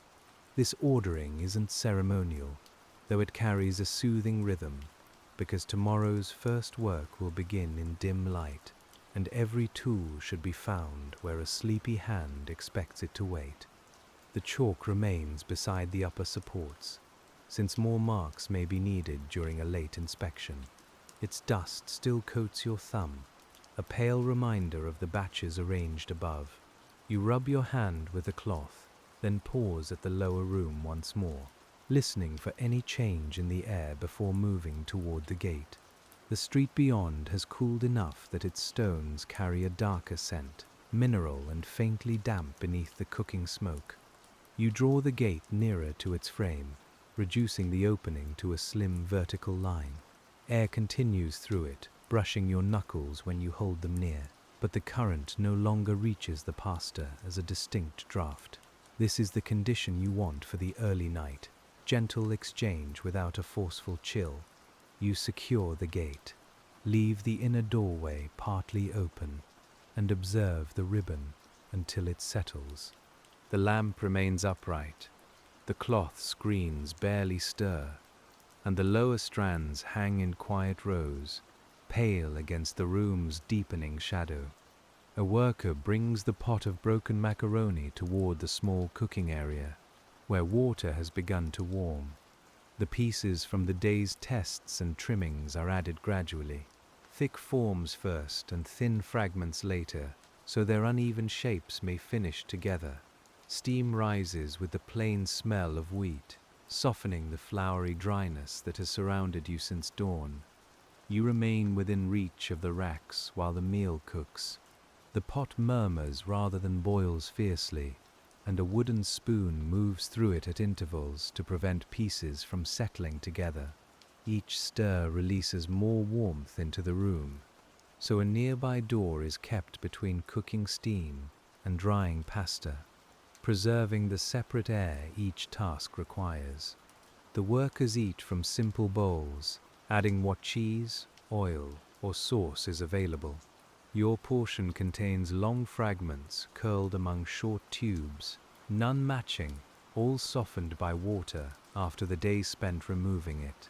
The change is quietly satisfying, and you taste the firm wheat beneath the seasoning, recognizing the same material your hands have carried through sun, shade, and breeze. Conversation remains low because tired bodies have little need to fill the room with talk. Someone mentions tomorrow's likely weather, another notes a wheel requiring oil, and the younger helper describes the difference between a fresh strand and a resting one. You listen while eating, warmed by the bowl in your hands and by the useful continuity of knowledge spoken without display. When the meal is finished, bowls are rinsed away from the drying spaces, and the cooking steam is allowed to escape through another opening. You return to the stool near the lower room, where the air remains clean and mild. The fresh pasta has developed the first faint matte surface, visible when you angle the lamp and let its glow travel along each strand. You don't touch every piece now, because handling has become less necessary. A sample near each end, and one from the middle, provide enough guidance. Their surfaces no longer adhere to your skin, yet they still bend deeply under light pressure, showing that the first drying has begun without advancing beyond the soft and flexible stage. The lower doorway can therefore remain as it is. You note the time by the sound of a distant bell and by the settled darkness beyond the gate. Another inspection will come later, after the room has cooled further, but for now the arrangement asks for nothing more than presence, listening, and the occasional glance toward the ribbon and flame. You sit with your hands resting loosely upon your knees, feeling the grain of flour still lodged along one knuckle. The workshop has become spacious in its quiet, though its walls haven't moved. Without the press, carts, and daytime voices, every rack seems to stand farther apart, and the resting macaroni occupies the darkness with a pale, patient stillness. From above comes one soft knock as a wooden support adjusts to the cooler air. You recognize the sound and wait for another, but none follows. Timber often speaks this way after sunset, releasing heat, tightening around pegs, and settling beneath weight, while the pasta continues its inward evening change beyond the reach of sight and sound. After a while, you rise for the next round, lifting the lamp from its shelf and shielding the warm glass with one hand. The lower strands remain orderly. You pass between their rows toward the stair, where the darkness above waits with dry wheat fragrance, cool plaster, and the long familiar hush of work that continues when machinery and conversation have fallen away. At the upper landing, you pause until your eyes adjust beyond the lamp's narrow circle, because darkness changes the apparent distance between every rack and wall. The air feels cooler than it did during the previous round, yet it carries no clammy weight and no stale trace around the resting pasta. You raise the lamp slightly, and the long strands emerge from shadow in pale, orderly lines, each keeping its appointed space. The nearest batch has rested long enough for moisture to spread more evenly through its thickness, so you select a strand and test the middle rather than the faster drying end. It bends with a steady resistance and breaks only when you press a little further. The fractured surface shows no hard outer ring, and your thumb finds a nearly uniform texture from edge to center, which is the quiet result you had hoped to feel. This doesn't mean the batch has finished drying, only that it may safely receive another period of moving air when morning returns. Through the night, it can remain in the steadier part of the room, while its inner dampness continues traveling outward. You replace the sample with the test fragments, cover their bowl, and check the chalk sign beside the rack before moving toward the next batch. The middle poles still hold greater softness, especially where the strands curve over the wood.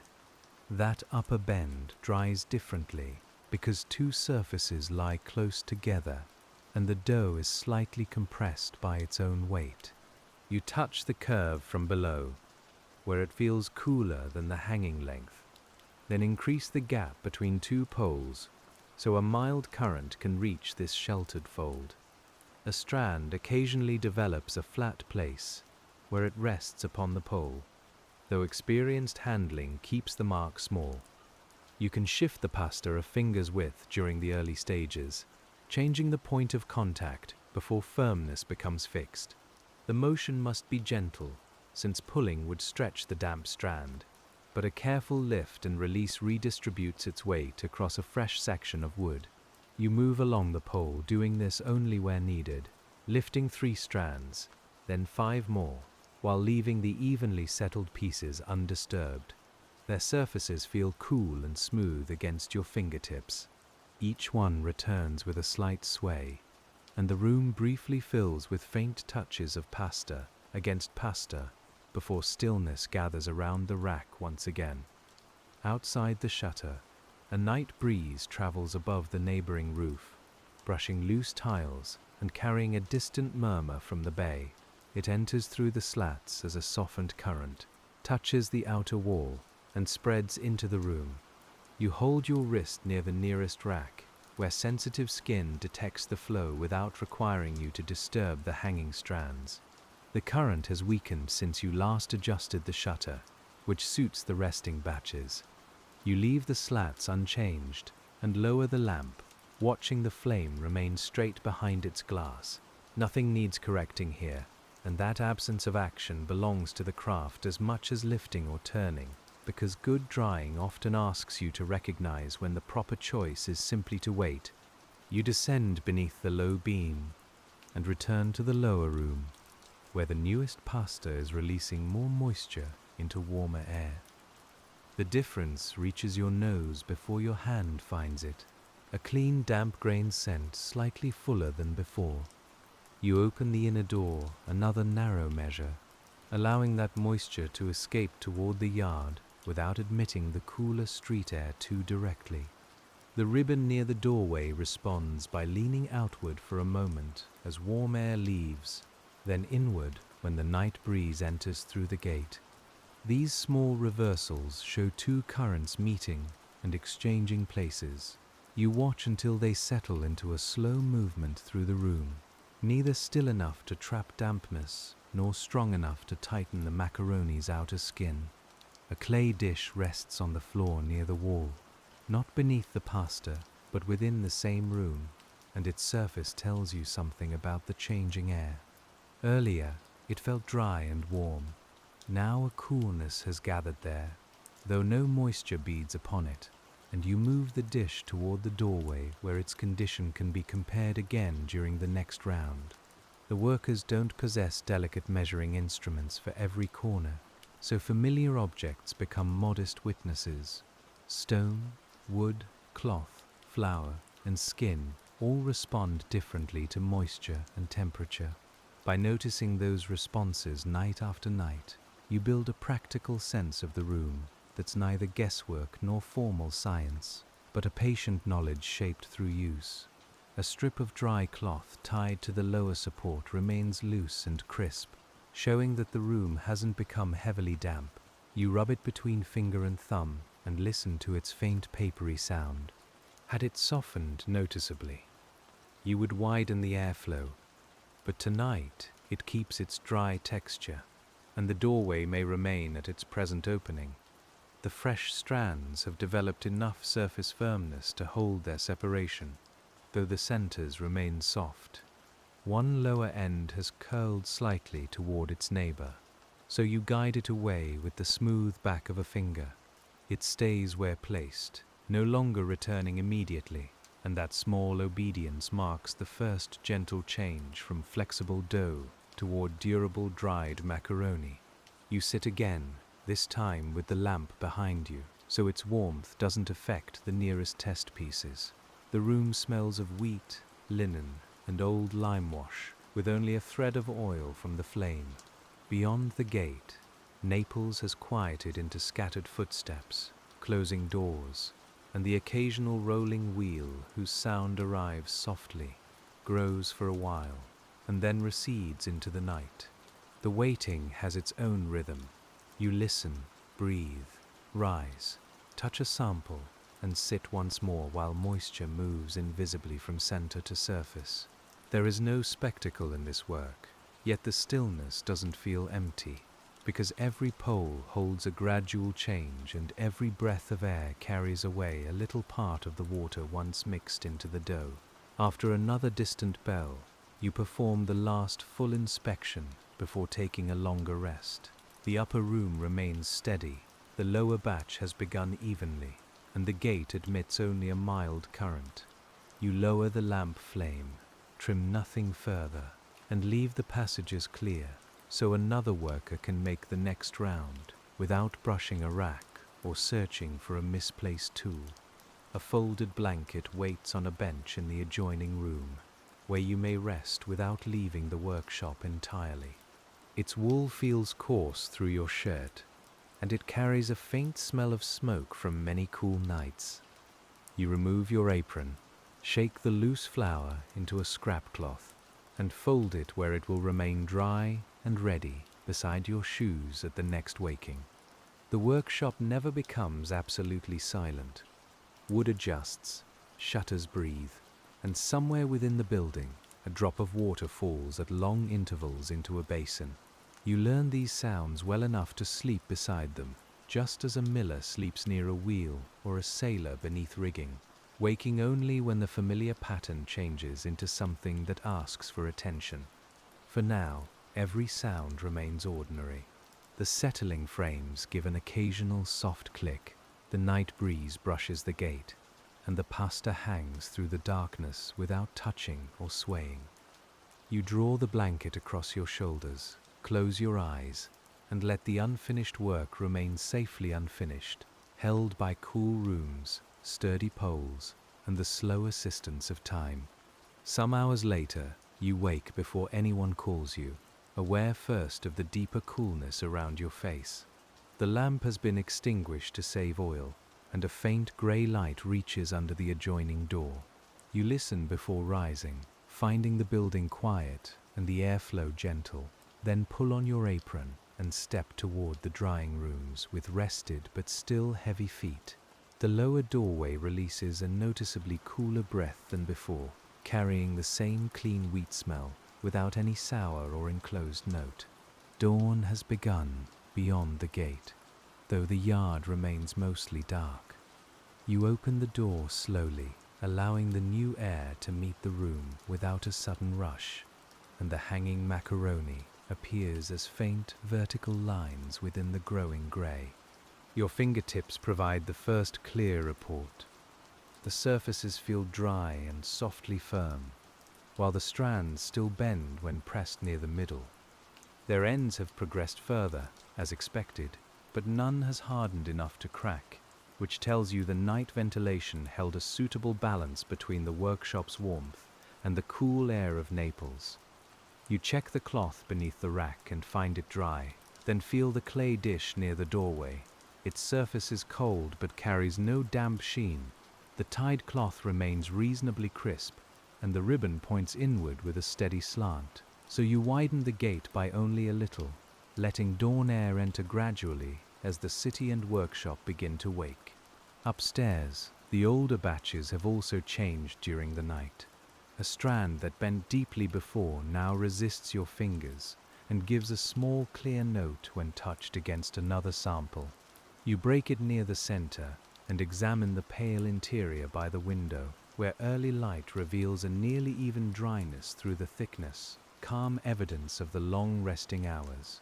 The thick tubes still retain a hint of coolness around their inner walls, so they aren't yet ready for final storage.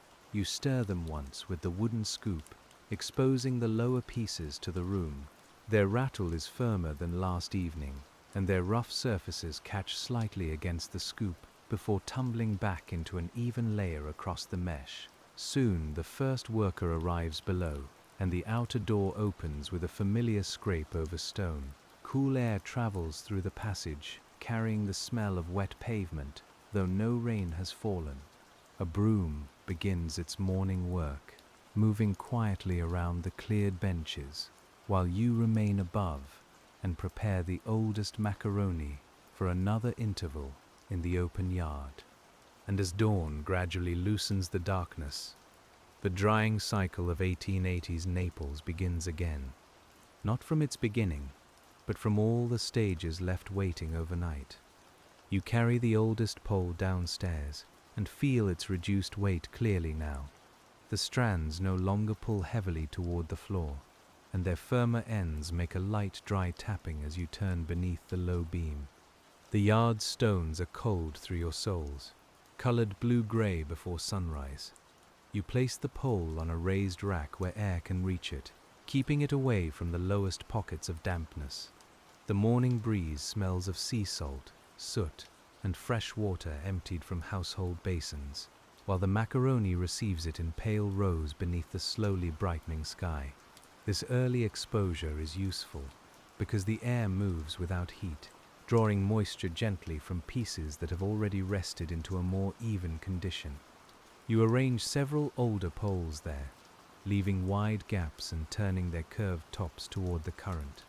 No awning is needed yet, though its rolled cloth hangs ready above you, dark with shadow and cool to the touch.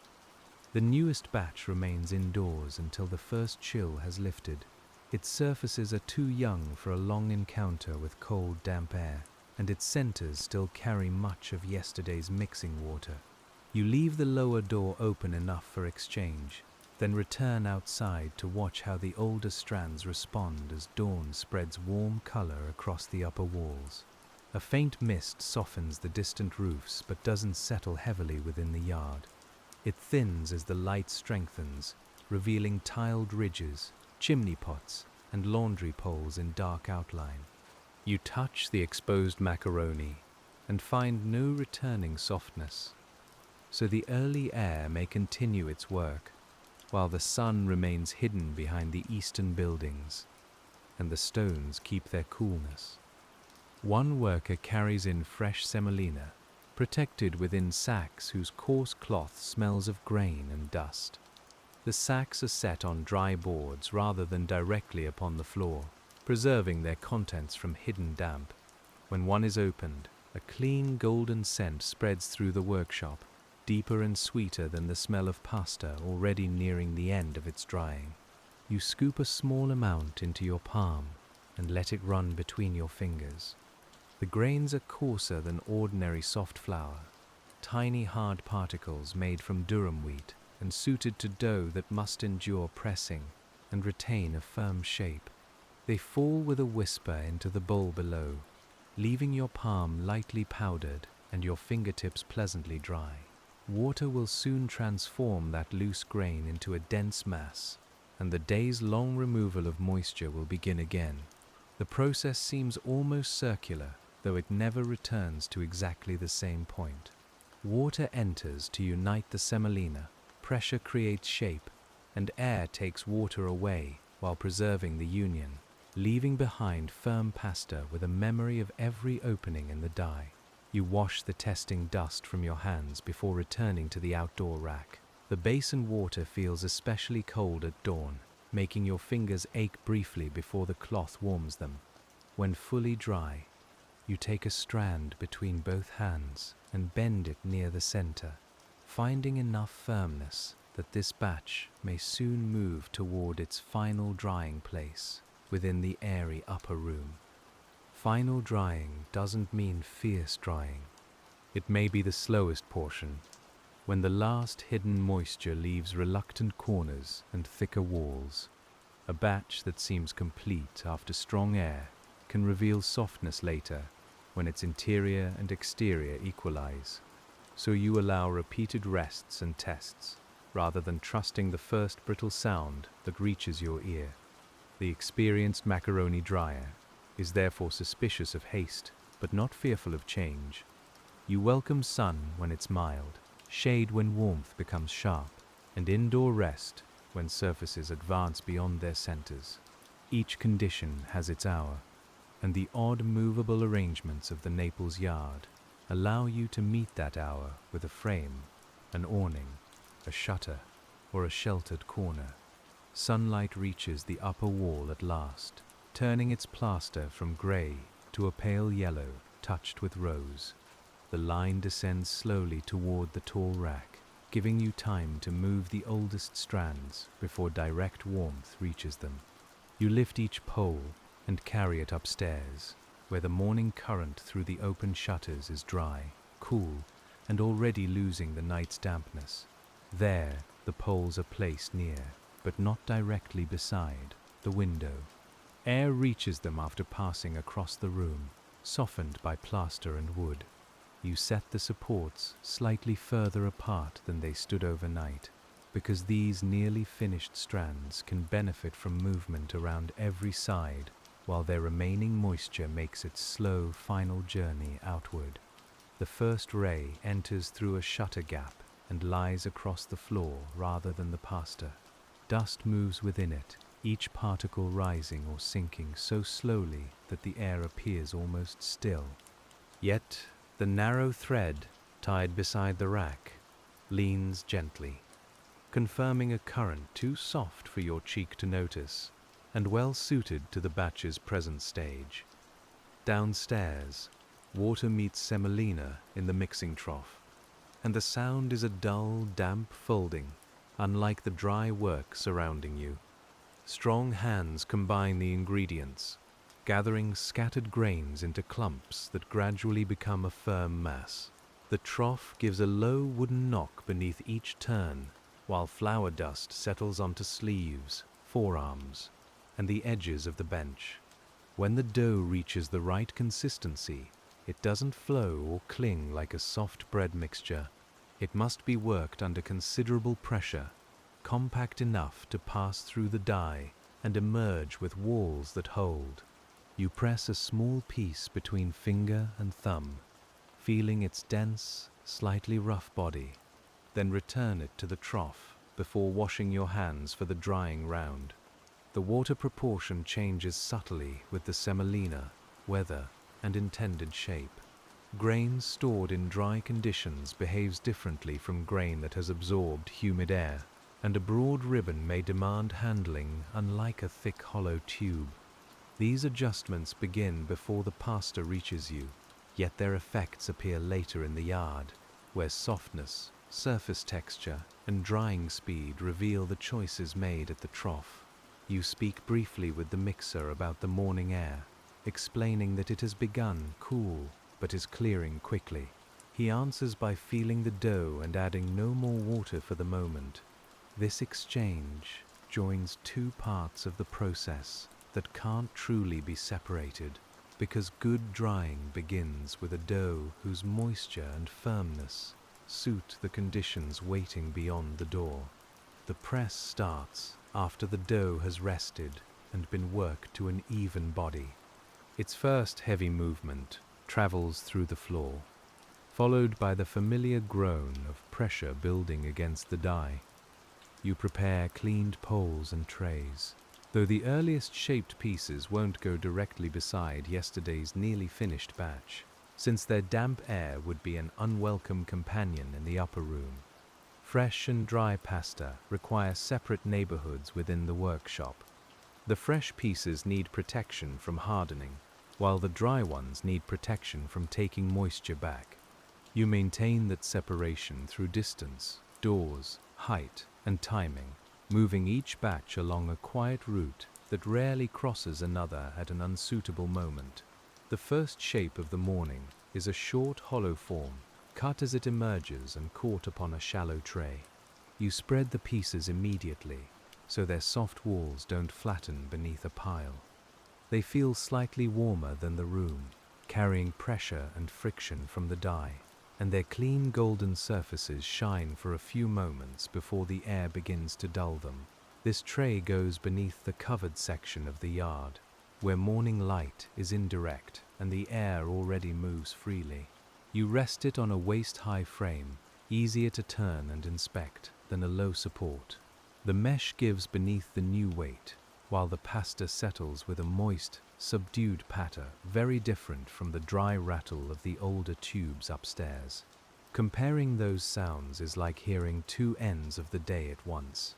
The fresh pieces barely speak against one another, while the older batch answers the scoop with a crisp, hollow murmur. You carry both impressions in memory, using them as reference points when a middle batch offers an uncertain note that falls somewhere between soft contact and finished dryness. The sunlight has now reached the awning edge, so you unroll the cloth farther across the yard. Its rings move along the support rope with a series of gentle clicks, and the fabric releases yesterday's dry smell of dust, hemp, and sun. You tie the lower corner, creating broad shade over the fresh tray, while leaving the opposite side open to the warming breeze. The morning develops steadily, and more trays arrive from the press at measured intervals. You place each according to its cutting time, newest nearest the sheltered wall, and oldest closer to moving air. Chalk marks on the frame help preserve the order, though the changing sheen of the pasta also reveals which pieces have been exposed longest beneath the awning. A tray that arrived first already shows a matte surface along its upper pieces. You lift them gently with the scoop, and the undersides retain a slight shine where they rested against mesh. Turning exposes that dampness without piling the pieces, and the new arrangement settles into a single layer with enough open space for air to travel through every hollow center. The hollow centers matter because they increase the surfaces through which moisture can leave, yet they also create protected passages where air may move less freely.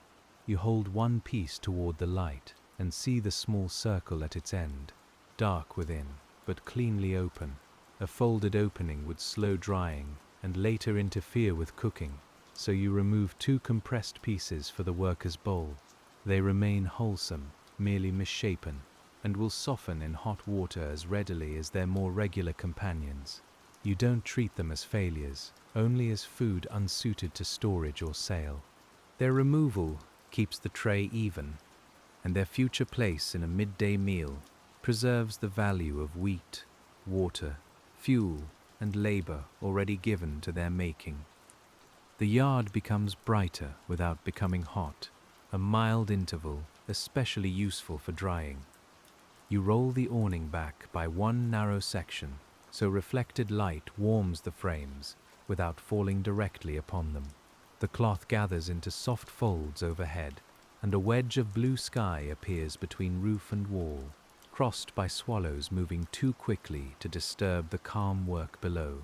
Their brief calls mingle with the press and the street vendors beginning their rounds. A cart carrying vegetables pauses nearby, filling the lane with the green scent of leaves and damp baskets. The driver speaks softly to the horse. Wheels begin turning again, and the yard returns to wheat and timber after the passing fragrance has thinned into the broader air of Naples. You continue turning short pasta, receiving new trays, and checking the old batches above, moving between these duties without collision because each follows a known interval. The stair counts your journeys through the repeated pressure of your feet upon its middle steps. Their stone edges have rounded over years of similar traffic, smooth enough to shine where morning light reaches through the doorway. At the upper landing, the nearly dry long strands have warmed slightly in the fresh air. You bring two together and hear a clean, light note, then break one sample to inspect its center. The color appears even, and the fractured surface feels dry beneath your thumb. Yet you leave the batch resting longer, rather than sending it immediately toward baskets and packing. A hidden trace of moisture may reveal itself only after the strands remain together in still air. To test this, a small group can be moved away from the current and allowed to settle under conditions closer to storage. If they soften, cool, or lose their dry sound, they require another measured interval of air before the full batch can be trusted to keep. You take several samples and place them loosely in a small woven basket, covering it with clean cloth while leaving room around the edges. The basket stands in a dry interior corner, away from sun and the open shutter. Later you'll return, feel the pieces, and compare their sound with strands left upon the rack, allowing the test to imitate the first quiet hours after packing. This method uses time rather than force. Nothing is accelerated, heated sharply, or judged from appearance alone. The samples rest, their inner and outer moisture seeks balance, and your later touch reveals whether the apparent dryness was genuine, a slow answer provided by the pasta itself when given enough silence. Below, another shape begins emerging from the press, longer than the morning tubes, but shorter than yesterday's hanging strands. These pieces can be laid across narrow slats, provided their weight is distributed and their sides remain apart. You prepare a rack with closely spaced supports, brushing every surface before receiving the fresh, flexible lengths. Each piece is placed crosswise, bridging several slats so air reaches beneath it. The arrangement resembles many short pale reeds laid over a stream, though nothing beneath them moves except the breeze. You leave a finger's width between neighboring lengths, then inspect the open ends, making sure no soft wall has been pressed closed during transfer from the die. The rack's legs differ in length because the yard slopes slightly toward a drain. Two longer legs stand downhill, keeping the upper surface level despite the paving beneath. This is another of the peculiar fittings developed for one exact corner, and when placed elsewhere, the rack appears crooked, though here a cup set upon it would rest without tilting. You test the frame by pressing each corner. It answers firmly, with no rocking or creak, and the fresh pasta remains perfectly still.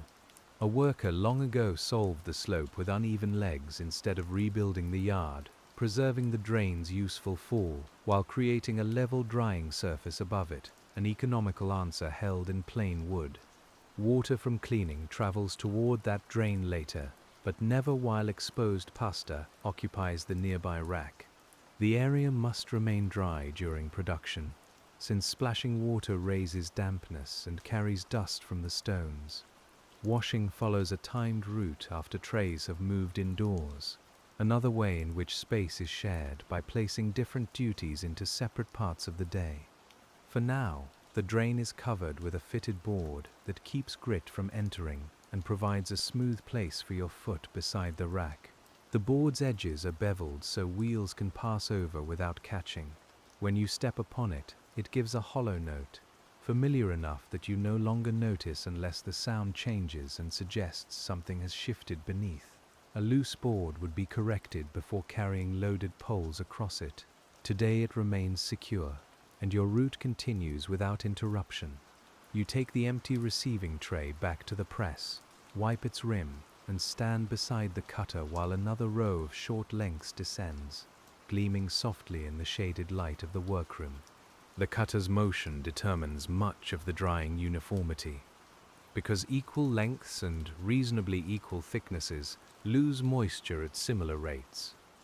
Where pieces vary, you sort them across trays rather than demanding they behave alike.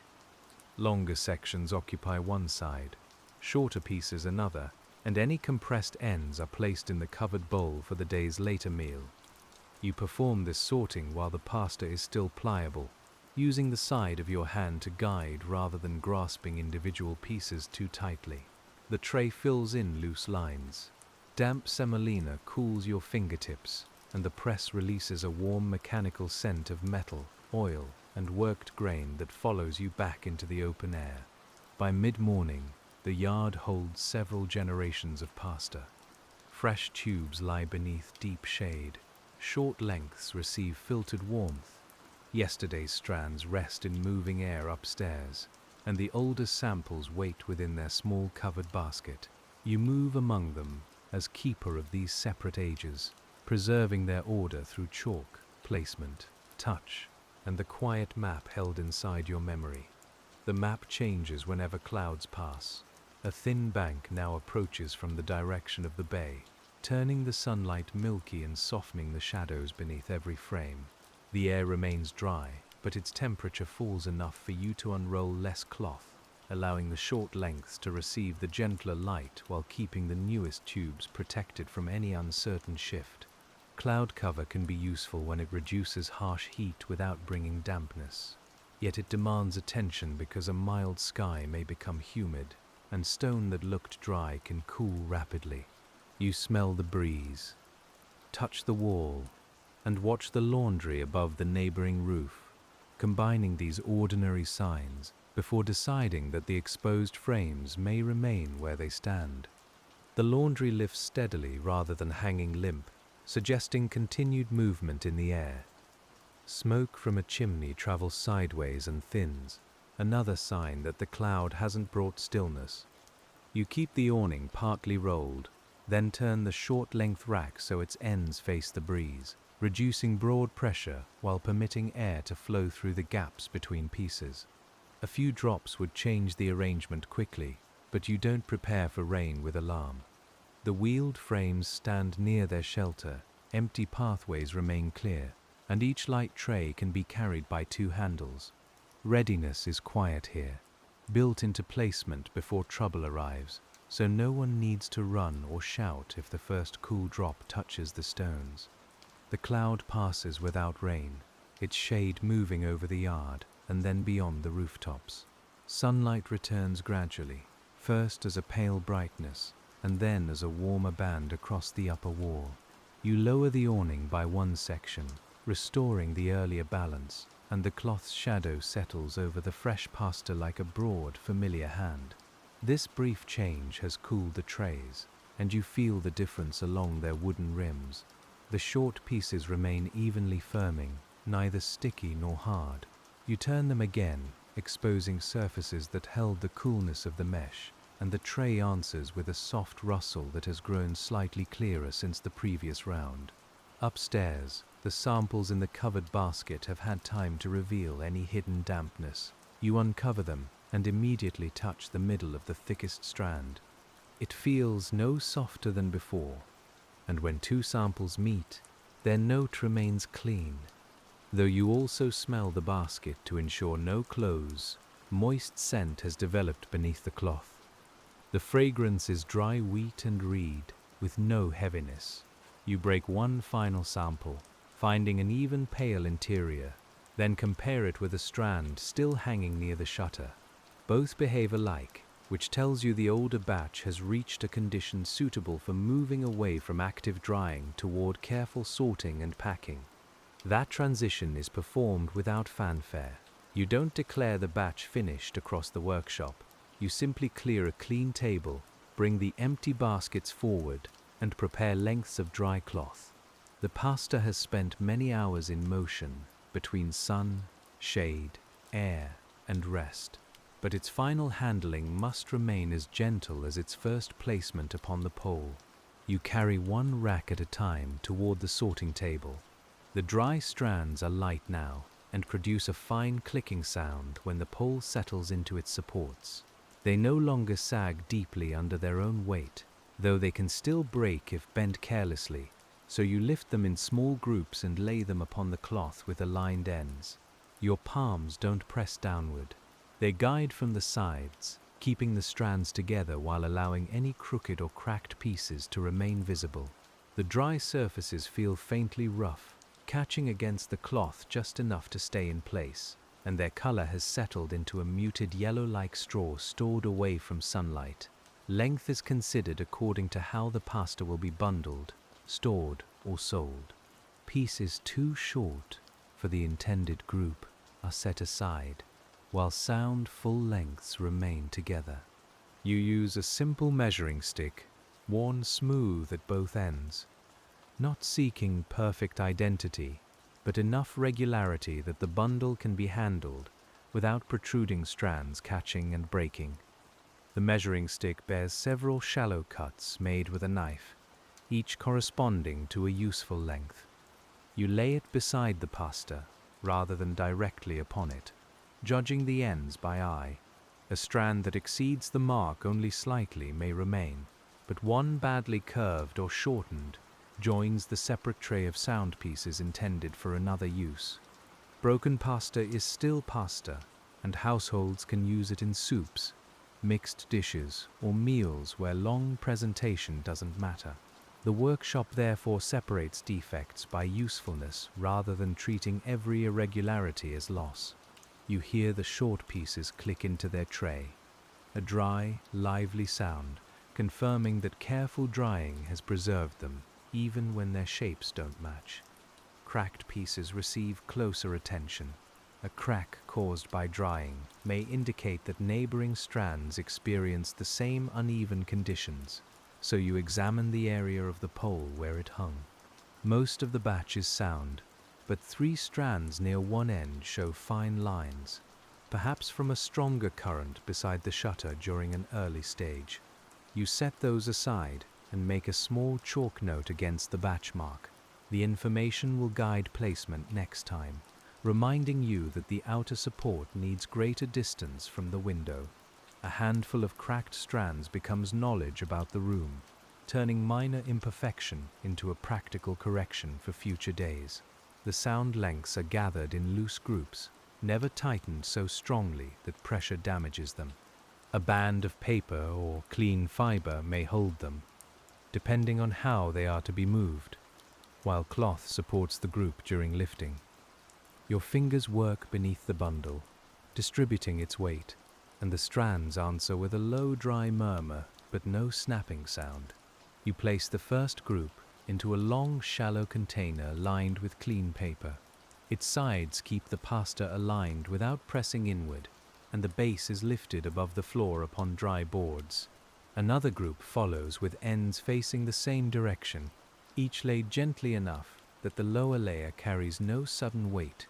The container isn't closed tightly yet. The newly finished pasta must remain observable, and any lingering moisture should have a path outward rather than collecting beneath a sealed cover. A loose, clean cloth protects the top from dust while allowing air to pass, and the container rests in a room whose dry walls and raised floor have been checked that morning. You reach inside after several groups have been placed, feeling the air between them and listening for the dry, shifting note. The lower strands remain firm, no warmth gathers in the center, and no damp scent rises when the cloth is lifted, so the packing may continue while you keep the bundles loose and the room well aired. Meanwhile, the younger batches still demand their rounds. You leave the sorting table covered and return to the yard, where sunlight has warmed the awning and the breeze has strengthened. The fresh tubes are ready for a first thorough turning, while the short lengths upon the slatted rack have firmed enough to be moved toward a cooler position beside the passage.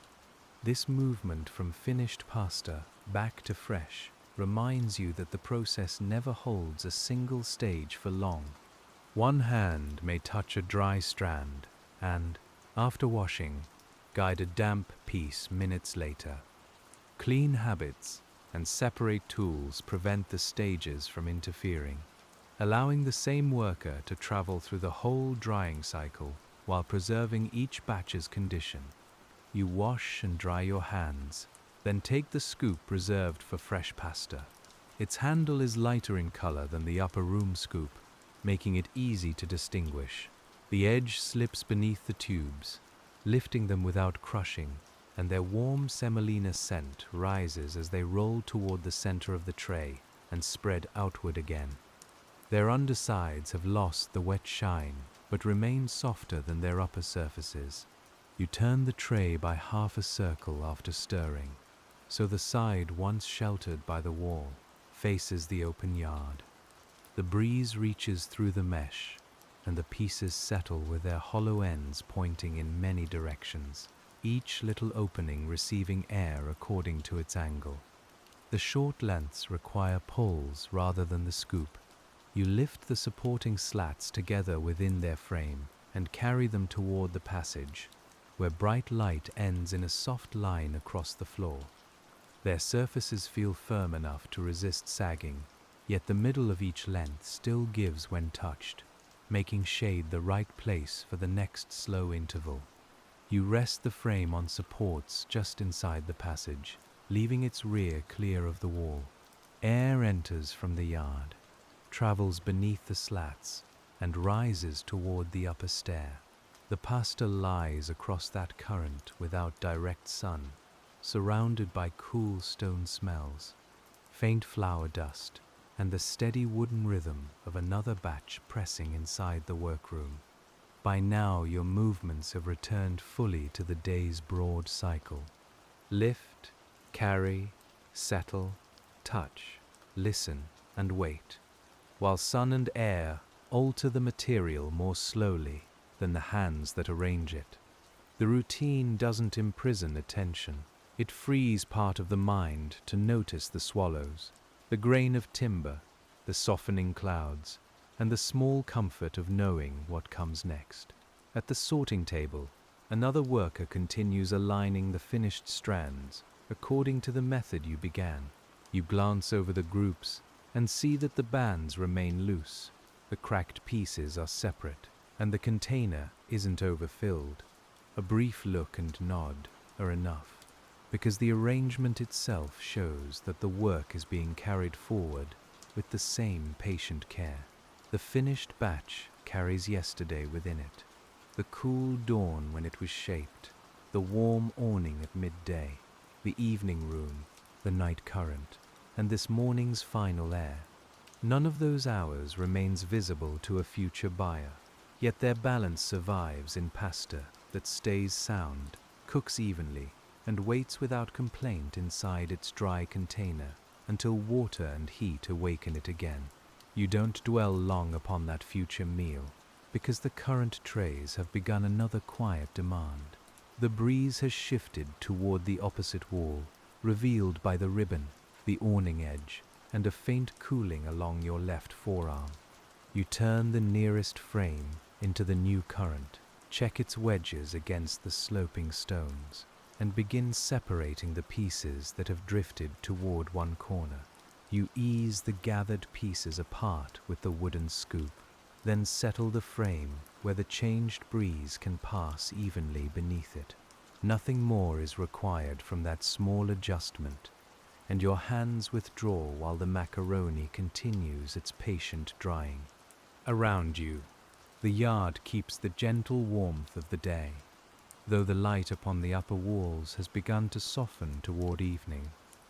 The finished containers are covered loosely, the measuring stick returns to its hook, and the last strands lie straight upon clean cloth. You brush a little semolina from the table and fold the cloth inward, keeping its dust from rising among the resting trays. The press has fallen silent now, leaving only a shutter's low creak and the faint rustle of the awning above the yard. You make one final round without hurrying, touching each support and listening to the air within the shaded passage. The youngest pasta remains cool and flexible, while the older pieces rest dry and light in their baskets. Every pole stands securely. Every tray has breathing room, and the last narrow ribbon by the gate leans gently in the evening breeze. Outside, Naples is settling beneath the deepening blue, and cooking smoke drifts between the roofs with the scents of oil, vegetables, and warm bread. You draw the gate inward, leaving the small opening needed by the resting macaroni, then lower the lamp until its glow becomes a quiet amber circle.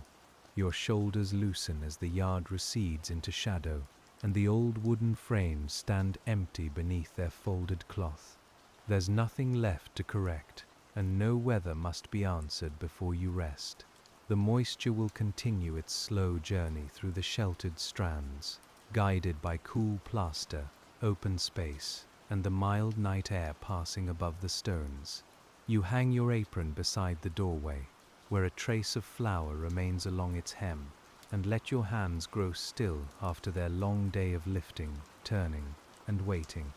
The lamp is dimmed, the poles are quiet, and beneath the sleeping roofs of Naples, the pale macaroni rests in the darkness, while the night air finishes its gentle work.